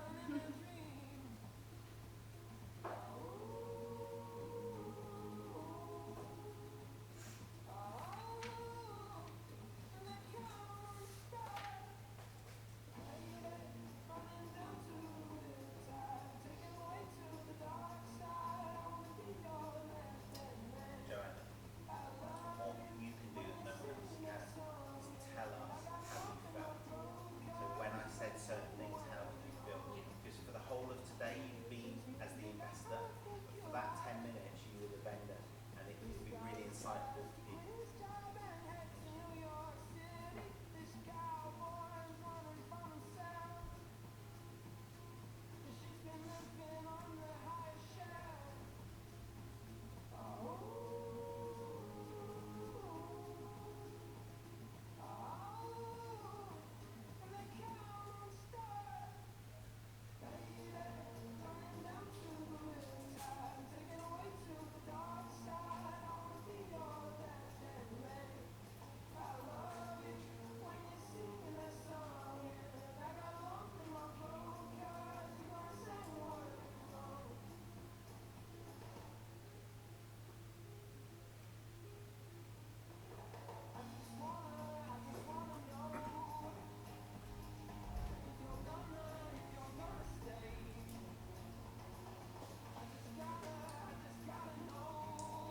Done, Phil. Good man. 30 seconds.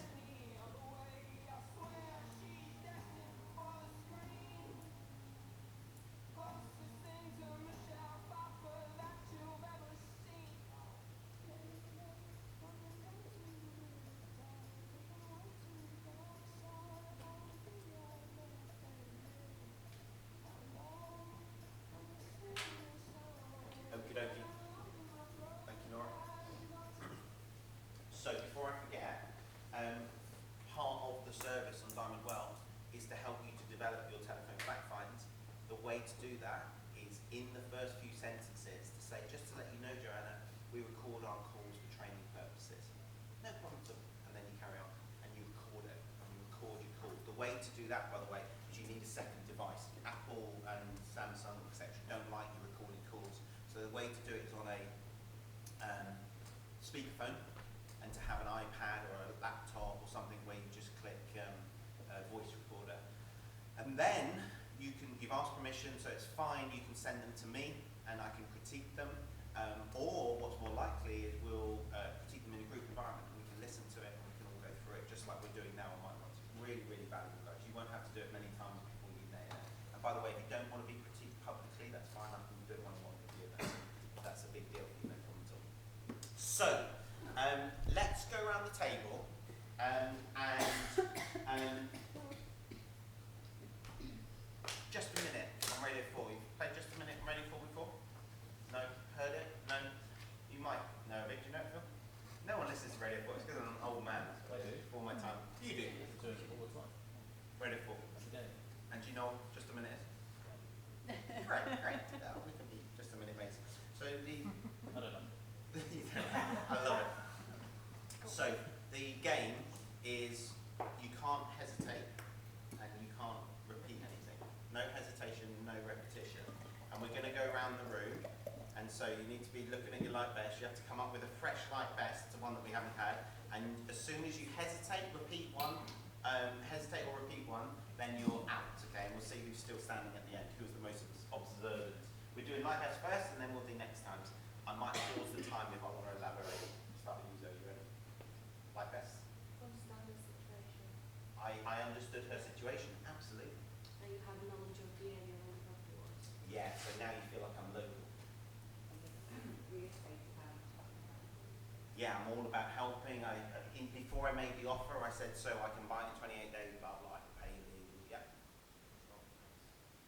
As in, I matched her pace of conversation, yeah. Speed, I did to do my best to match. You didn't make her feel stupid. No.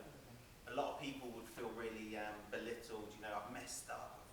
I mean, I shouldn't be in this situation. Yeah, so I never want to make a vendor feel like that. Clearly explained the service that was relevant to her. Yes. Elaborate, please. So the service that you're offering, you didn't just reel off things that weren't relevant to her No, so situation. if you look at the script, it talks about a confidential sale, etc. She doesn't care about that. She just wants to mend her broken. Like, how many times did I say I'll mend your broken chain? You know, love it, JJ. Yeah, you listened and repeated a lot of what she said to her in the same words, so that she felt Did I? really heard. That was subconscious. I wasn't doing that on purpose, but that's interesting that I repeated things back to her. Confidently led the conversation. Yeah, there was definitely a driver there, wasn't it? That was me. I was the professional. I was taking her through the process. Did you feel as if you're in a process? Yeah, it wasn't a meandering chat that you ended. You know, it came to an end from me. It had definite stages, absolutely. Showed empathy, which is sort of similar, but No, I'm alright with that. Yeah. showed empathy. Empathy of, you know, it's really Of the common, situation, really yeah. common at the moment. I'm so sorry. Absolutely. Aaron. Great pause at the start, allowed her to go and potentially start carrying on. And she didn't, but she could have done. And the pause, I can't control if she steps into it, but I can control placing it there. Yeah, Josh. Use a toolkit to the best of your ability. Did I? In what way? And you found out what she needed first.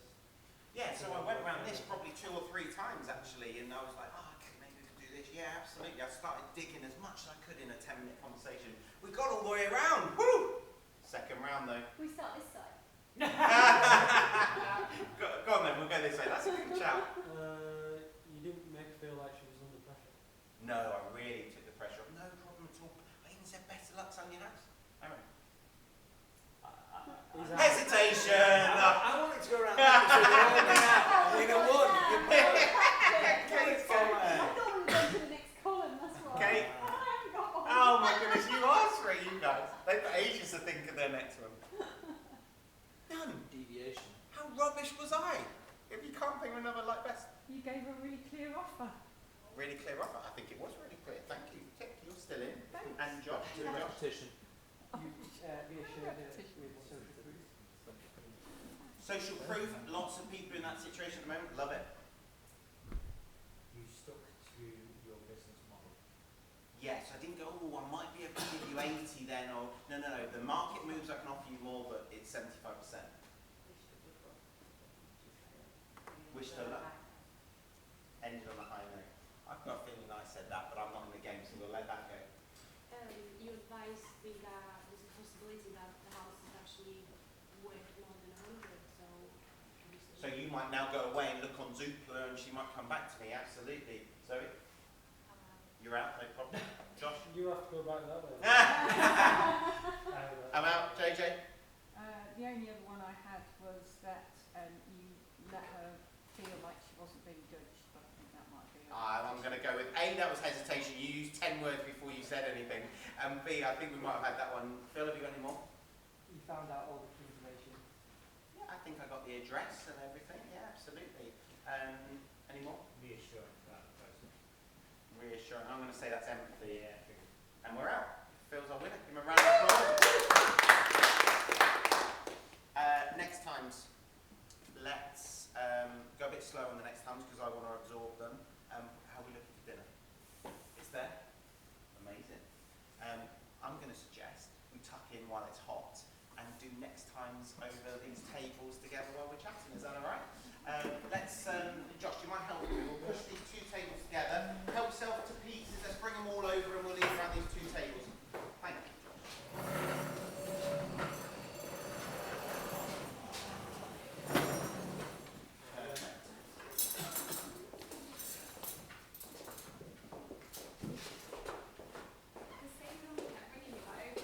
Oh, is it the pizza man? Do you know what? I thought, she's taken a phone in my room. I wasn't that impressed. But given that it was... It must be an emergency. Given that it was a pizza emergency. Given that it was our pizzas, I'm alright with it. That's so funny. It was on my like best for today. Don't take calls in my room. I know, sorry. No, it's fine.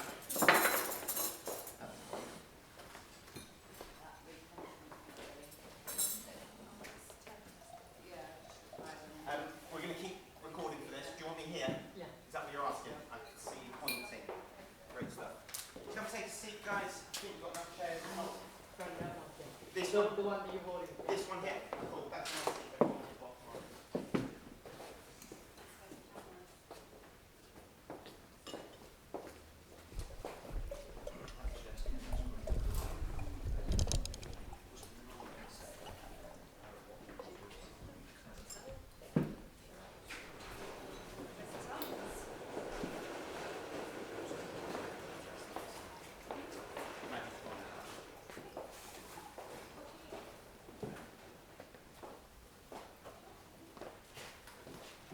Okay. Steaming. Yeah, I've got plates. There's drinks here, guys. There's lots of drinks.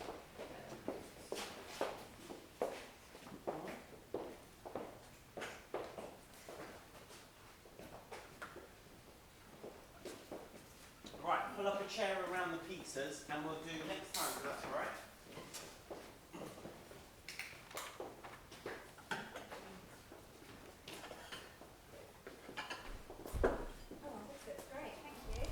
Alright, keep going until 8 o'clock. What next times have we got? Call earlier than 5:30?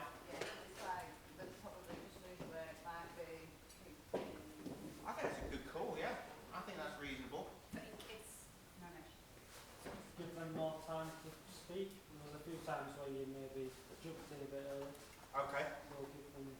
I have to say that probably my biggest recurring weakness is jumping in. I think also I have adrenaline because I'm in front of the room, Yeah. so I speak faster than if I was on my own just with a vendor. When do we think the perfect time to call then? I think we said they called at 10 AM or something, didn't we? So when would the perfect time be to call, do you think? About 4, you'd say. Yeah. It's interesting because if they have kids, the kids are just come home from school, usually all wouldn't be a great time. So However, you don't know, so I would say. that's for a double glazing call. This is saving her bacon 28-day purchase call kids running around and stuff, you know, sometimes that's a good opportunity to build rapport and that. I think 5:30 might come across, the reason I think it's a big shout, might come across a bit like it's like my last call of the day. Like it's a bit, And it's tea time to pick up kids? yeah. Cool, what other next one have we got? I said about building rapport a bit quicker. So, what, give me an example of what you're suggesting. So I'm trying to place my rapport building. I agree. Yeah, I can't really, I don't know, I can't really place it, but I just think, I felt like you kind of jumped into it asking the details a bit more. Well, how Well, is she, my put where is forward she? as well. Oh, she's not here. We'll ask Joanna in a minute. I think one of the problems was because you were doing there. Yeah, it really disjoints. And that made it very. I found that quite hard. The challenge with You said you agreed with Laura in what way? the challenge with form filling is that it can feel like an interview. It's what we try and avoid it. And then it feels like a question and you forget about them as a person. So I think you found out the reason why she called you, but you didn't find the reason why she was really wanting to sell, because what the urgency was. Okay, well, that's a good point. So we always talk about the gap, like where they are now to Yeah. where they want to be. That might be a 3 out of 10. How do we push the point to then a 7 out of 10? I'm not sure you went there. No, I didn't. I don't know why she's buying the next house. It might be that her disabled son can't walk up the stairs in this house, and the next house is the perfect one that's opposite the disabled school, and it's got a downstairs shower. It could be a really important benefit, yeah.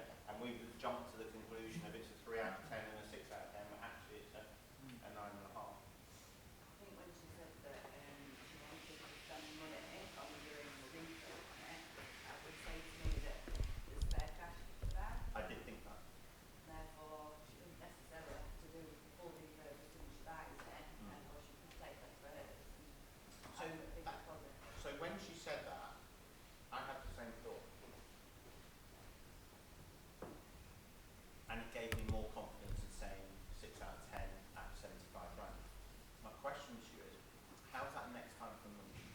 Because I'm not sure I should have highlighted it. I had the thought, and I think it would increase her motivation, but that's a her thing, not a me thing. Would you have had me do something different? If I felt comfortable, I might have proposed as to how much of the deposit versus how much she was putting in. Yeah. I don't know how much her next mortgage is. I could have asked that. I didn't feel comfortable. Joanna, this is really helpful having you here. How did you feel during that in terms of, is there anything I said where it jarred? Like, what would you have me do differently? No, it felt fine. There was no pressure. You weren't pushing for anything. I just thought you should have asked me if I still had a mortgage on my current house, Okay, you expected me to ask you that? Oh, Yeah. okay, interesting. because I have an answer for that as well. Mind your own business. It was just a small, so everything I've said is relating to my current property at the moment. Obviously, I'm not buying another property, but if I was, I'm buying a bigger property. At the moment, I've only got a mortgage of about 35 grand left. We're talking about in 6 years' time, there would probably be just a really small mortgage, so I think if you would have offered to cover that mortgage plus the deposit on my next house, it would have been a deal.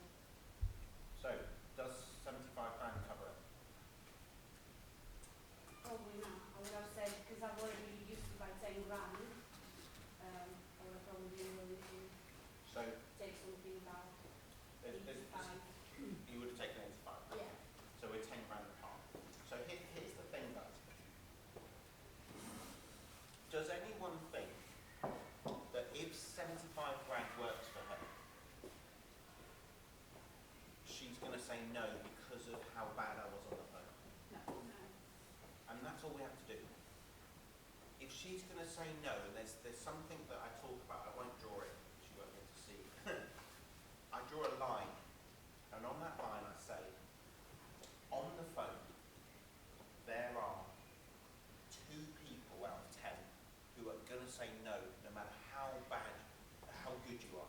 You can be, you know, the best salesperson in the world, and they're going to say no because they just want market value, and they're just phoning up curiosity or whatever. Equally,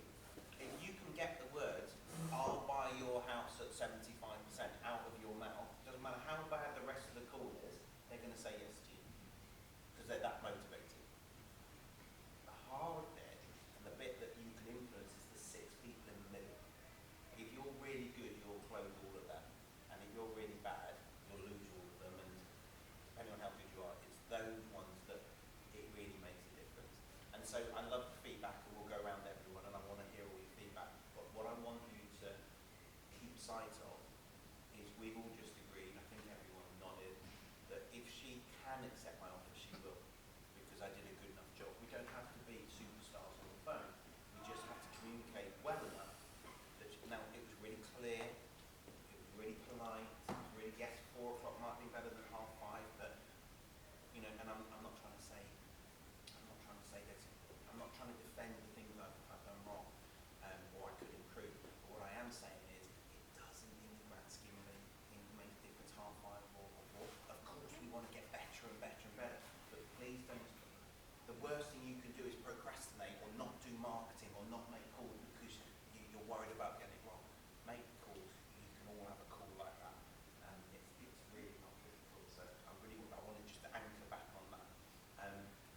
Before you make the offer, Sorry, can I just come back to something Phil said? Sorry, Kate. What Phil said a minute ago, and this is interesting, we're all going to have opinions, right? You said you felt I would have done better if I'd asked you about your mortgage. I'm not sure. Maybe, maybe not. Phil went, oh no, I wouldn't have done. I think that would have been too much. And that's the thing, we're all making judgment calls. And in the moment, and I'm not saying I got it right, in the moment I thought, no, I think I've asked enough now. But you felt comfortable doing more. But maybe you felt comfortable with me asking more because you just spent 8 hours in a room with me. You know, it's really hard, isn't it? So please don't think we're aiming for perfection. We're just aiming for good enough. And if we do good enough consistently, we're going to do loads of deals. Kate? I'm just going to say, when the deal was turned down, could you come back and say, well, what were you looking for? What Do you what know, was said? I'm pretty sure that's in the script. Is it on your script? It's on one of my scripts. No problem at all. Our business model doesn't change. And I'll remind you this in a minute so you can scribble at the bottom. If anything changes for you, don't hesitate to come back to us. So you establish that this isn't a negotiation. Can I just ask, Joanna, what kind of figure did you have in mind?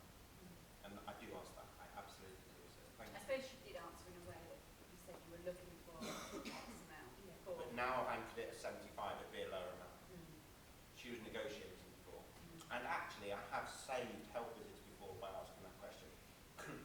Because she might go, oh, I need much more. I need at least 77. Or in the same ballpark. Let me come out. And she thinks $2 grand is a lot. And I'm thinking it's 2%, it's not. So you're absolutely right. Okay, I should have asked that. it's not just that, by getting the estate agents out of the deal and everything else, you're saving money on that as well, isn't it? By the way, I You don't have to misspoke pay a that. fee. I wouldn't, sorry, I interrupted you, Karen, go ahead. No, I was just saying I wouldn't have to pay the estate agent's fee if Yeah. you were getting involved in buying a property off me, so that saves me at least another, I don't know, 1,200 or whatever it would be. I didn't like how I said that. I made out that I can help her wriggle out of her contract. She might be best mate for the agent, that's a mistake. What I should have said was cover your agent's fees. You did actually say you can't. Yeah, I didn't like the way I said it, but I wouldn't say that that way. I would say it like that in the help visit, because I've got more report and I've got an hour of the sections. Cool. Any more? Any from you, Mr. Curran? There's a line in the script, the written script, where it says, we said in our initial guarantee will buy the property. I don't think we said that in the thing that was put in the pricing. Oh, okay. I think it's just, that word guarantee is I- really, really powerful. I think I said it. Did anyone hear it? If no one heard it, I didn't say it. So you're right. I thought I had. That's interesting, yeah. Oh, it's powerful words. It's really, Guaranteed. really, really powerful. And before you put pricing, it's reinforcing, isn't it? That you're gonna, whatever you offer them now, you're going to deliver on. I meant to say we guaranteed to complete that in the 28 days. Yeah, absolutely. We definitely can do it within. Did I? But not the word guarantee, which is Aaron's point. Oh, interesting. Thank you. I didn't know that. It's helpful. Any more next time? There is a line in the script though, saying guaranteed in 28 days, but in another part of the script it says 28 days, sometimes it can take 5 to 6 weeks. Yeah, delivery. Probably didn't say that. No. A, I don't remember my own script anymore. And B, I wasn't saying it. It's a tough hour, isn't it? Bloody tough audience, I tell you. You know the funny thing? The next times are just rolling. The life vest, we're all out by now. No, I'm joking. Yeah, they're both in there. From memory, the 28 days is higher as one of the benefits. And the 28 days, it can take a little longer to introduce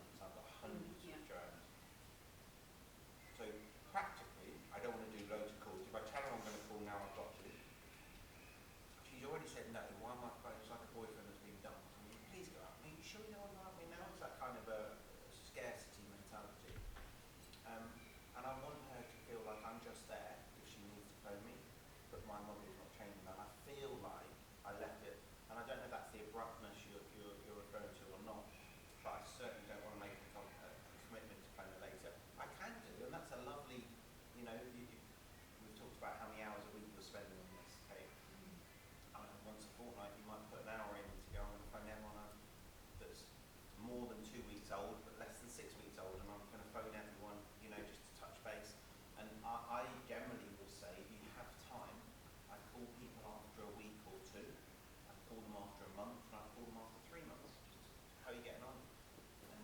And I think that's professional. I think it's okay to drop them a letter in between. So you drop them an unsuccessful TFF call. It's okay to then drop them another letter in a month's time, just seeing how you're getting on, a bit personal, nice to chat to you last week.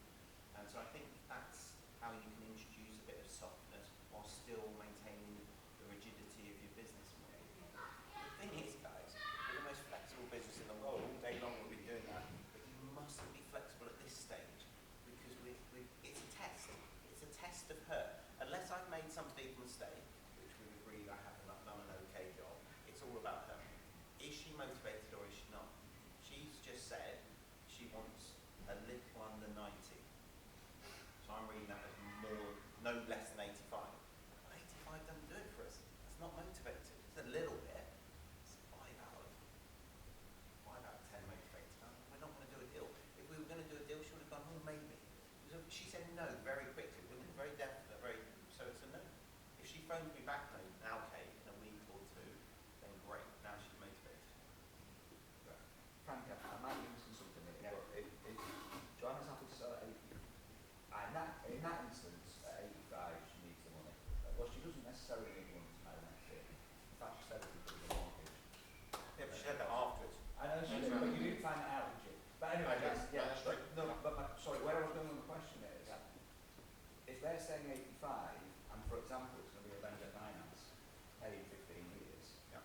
you've just put the phone down on that lead, haven't you? So, but you've A/B tested everything and you've played the ratios and everything else. So, It comes back to Helen's question of at what point do you introduce the control now pay later? yeah. But And you have to draw a line somewhere. Yeah. So, are you drawing a line and going, no, well, now you could argue you're never going to speak to her again. So it would have been Quite likely. I was going to say, is that what's the ratio? Because if you were never going to speak to her again, is it not worth throwing that in out for? So that's Well, here's the thing. If you're going to phone in a week, phone in a month and phone in 3 months, I've said wait 3 weeks, so the one in a month, talk about control now pay later. right. Yeah. In that instance, there's no chance of control now pay later. She needs the money. Yeah, But obviously, that's quite unusual. My heart sank when you chose that reason. But it's real, right? It's any one of those 42, and we'll run through the 42 in a minute. But, sorry, my sale could fall through anyway, so in a month's time I could be in a different position, so I Yeah. might not be in a rush as Yeah. much. Yeah, but you might now value, having money in the bank or having freedom to move. Or you might decide to rent, and now your unencumbered property you're willing to move out of, or whatever it is. Yeah, it's a good point. You don't answer it. Check. Blacked out for a minute. Glad you're checking. So, Aaron, your question. I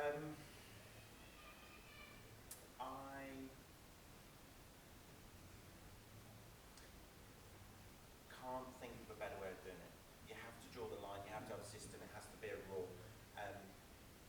I can't show you the stats because, quite frankly, if we all did the next 10 calls and you guys offered it in your calls and you guys didn't, you might be better at calls, or it's very hard to test. So I am going off experience and gut, but that is quite a high level of experience and gut. And I have seen people learning this, quite experienced people stuff it up by going into the control now pay later. That complexity conundrum kicks in really quick. And do you feel confused in any way? No, really simple. Can I introduce it later? Now, yes, of course I can. How many people say no and then come back? That's what it really boils down to, and I can only give you my gut feeling. Most people that are going to sell to me say something other than no on the first call. Oh, I wish I could have a bit more. There's a softness to it. That wasn't soft. That was a definite no. I did one a few weeks ago. It was a definite no. No, it was a. Can we think about it? Wasn't it Ian? I can remember his name. Yeah, you remember that. This was a lie. Oh yeah, it was the bloke, but really it was like a puppet because the wife was telling him what to say in the background, and you could hear it. It's so funny. My landlord. Oh, sorry. Okay. Sorry. That's okay. And is she the same when she talks to you?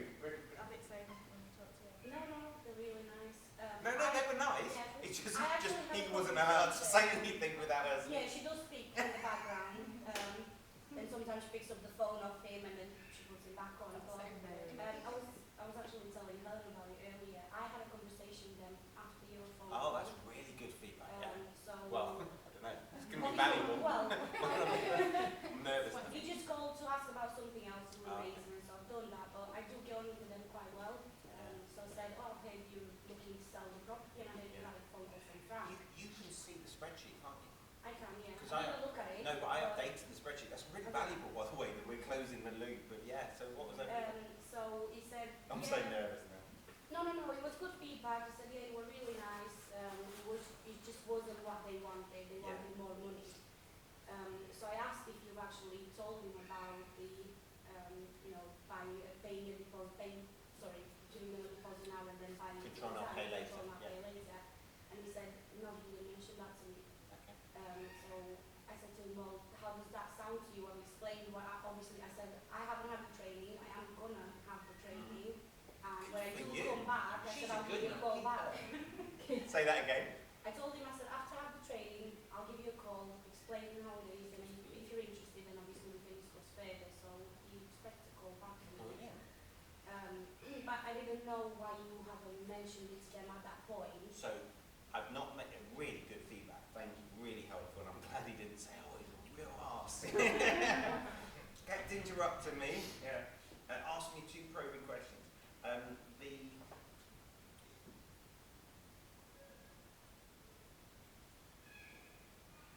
You know, you said someone's hiding something when they put their hands under the table. I'm going to be vulnerable for a moment. I have skin graft on my wrist, and I normally wear a bracelet. And I took it off. I forgot to put it on this morning, and I haven't thought about it all day. I was just like that. I don't know how. I was like that, and I suddenly become self-conscious from that side of the table.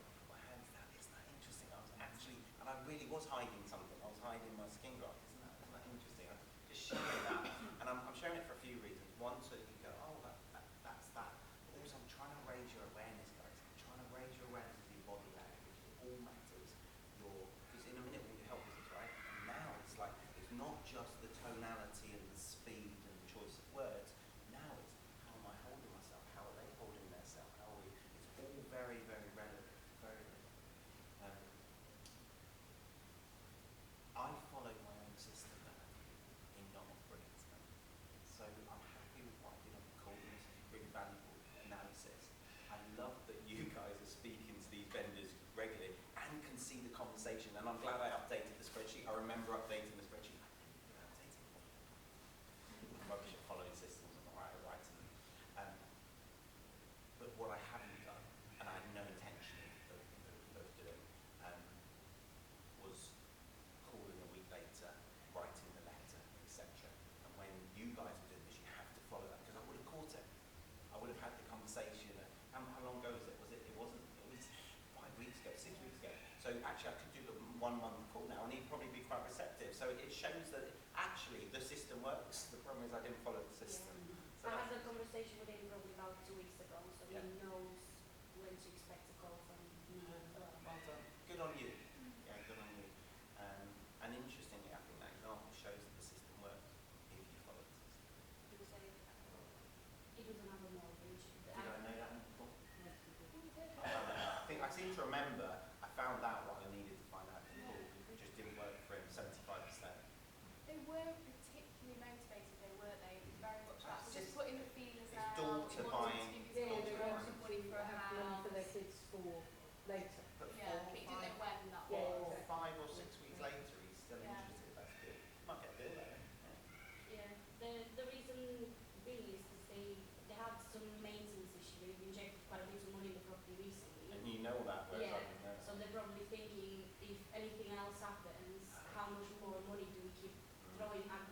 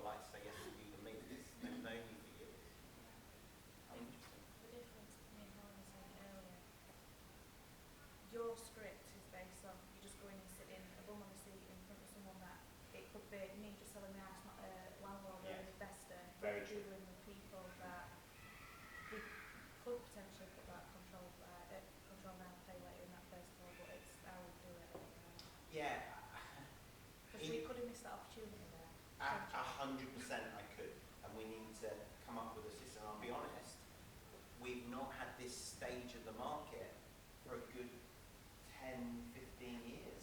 And so I was 1 or 2 years experienced when we were at this stage of the market, 2009, 2010. And I have never done this where I'm training estate agents and people with databases how to do it. So there is an element of, yeah, it's a big advantage. And the good news in a way is I'm training you as if you have no relationship with these people. If you have some level of rapport with them already, that just makes it easier.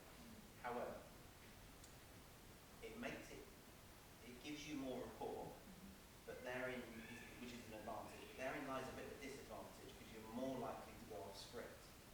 And that is a bit of a risk, and that's what we need to work out. I can't give you the answer right now. What you've done is perfect because you've waited 4 weeks.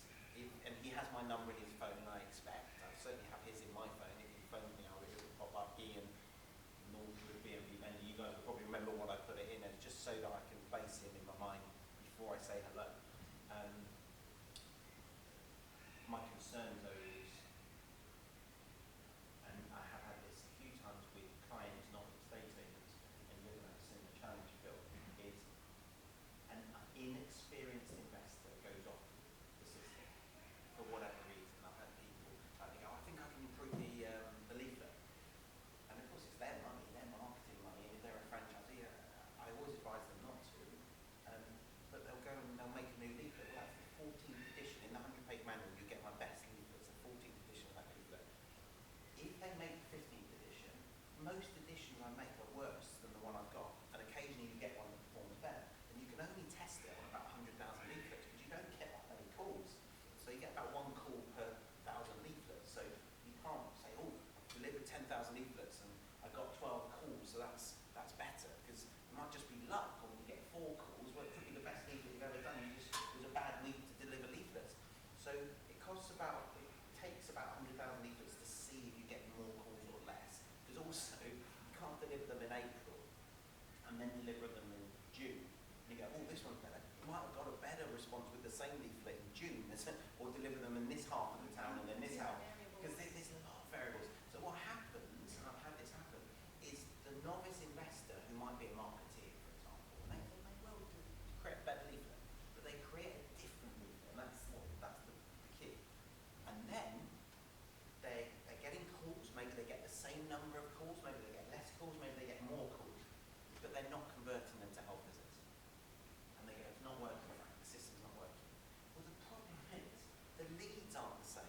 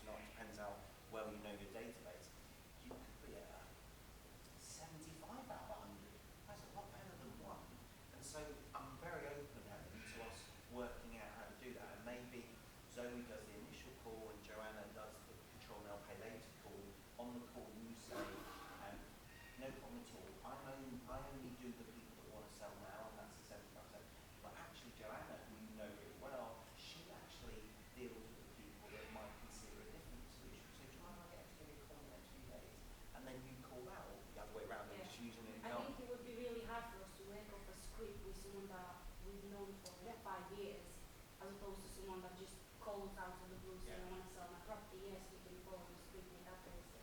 But this guy that knows everything How about many you, bedrooms is it? Yeah. Well, you should book it yeah, out. you should know. You should know that when the boiler was replaced, so it's a So- different conversation. It is different. Like when I was actually speaking, I did keep looking at the script before I started. But when I was speaking, I was chatting to you. I had the form, and quite frankly, you're going to need that form in front of you. Yeah. It's absolutely. I could do that call 10 times, and it'd be very different every time, depending on what they say. So I'm going to push back slightly, Joanna, and say it has to follow that format. You're not going to read off the script. They're going to know it's not Yeah, you. no, I Absolutely. hate that. Yeah, I got to the point, and I encourage my clients to get to the point where they can say that script, they can follow it word for word without looking at it. And when you know it that well, and you know the form, like I've done telephone fact finds while I'm driving, not filling in the form. I know it well enough in the script. I used to, less so now. I could just have that form, and then I'd say no problem at all. So you've come up with my phone. I know I can come Tuesday morning. Does 10 o'clock work for you? Brilliant. And I've pulled over and then written it all down because I've done the call. That's the level I got to of comfort with it. There is no way they thought that was a script because I was driving. So I think you're in an amazing position, both of you, because you know these people really well. You've now got to get into an amazing position with the conversation structure and the form. And when you've nailed that, and you can actually just close your eyes and read off the whole form, which doesn't take very long, by the way, it's quite intuitive. Now you can have very free-flowing conversations. And when I was a bit better, and if I did 10 next week, I'd get back into the flow. People used to laugh at me. And I'd have mentors, so people I trained who then trained my franchisees. They'd be in the room and they'd be writing flip charts saying, he's gone off on a tangent now. This is just to build rapport. And they're like doing a running commentary when I'm doing the call. And I'll go off and we'll talk about football. And I think, what the fuck's that in the script? Going about football. And then like 30 seconds later you come back onto it and it's just building rapport. Or, oh, you're going on holiday to Wales. Oh, I love Wales under the sea. Do you know that little place? Like, and it's just, I just happen to know about Wales under the sea. So when you know them really well and that really well, you'll be able to do that a lot. So you're not going to be constrained by it, but equally don't throw it out the door. Yeah, no, as long as you get the information that you need. Yes, precisely. Isn't it? Yeah. And you're not going to ask them how many bedrooms or what the rent is because you know that. Cool. Should we head back? 1 minute. Yeah. Let's have a 5-minute comfort break. Time now is 22. 1:45. We'll restart. Thank you.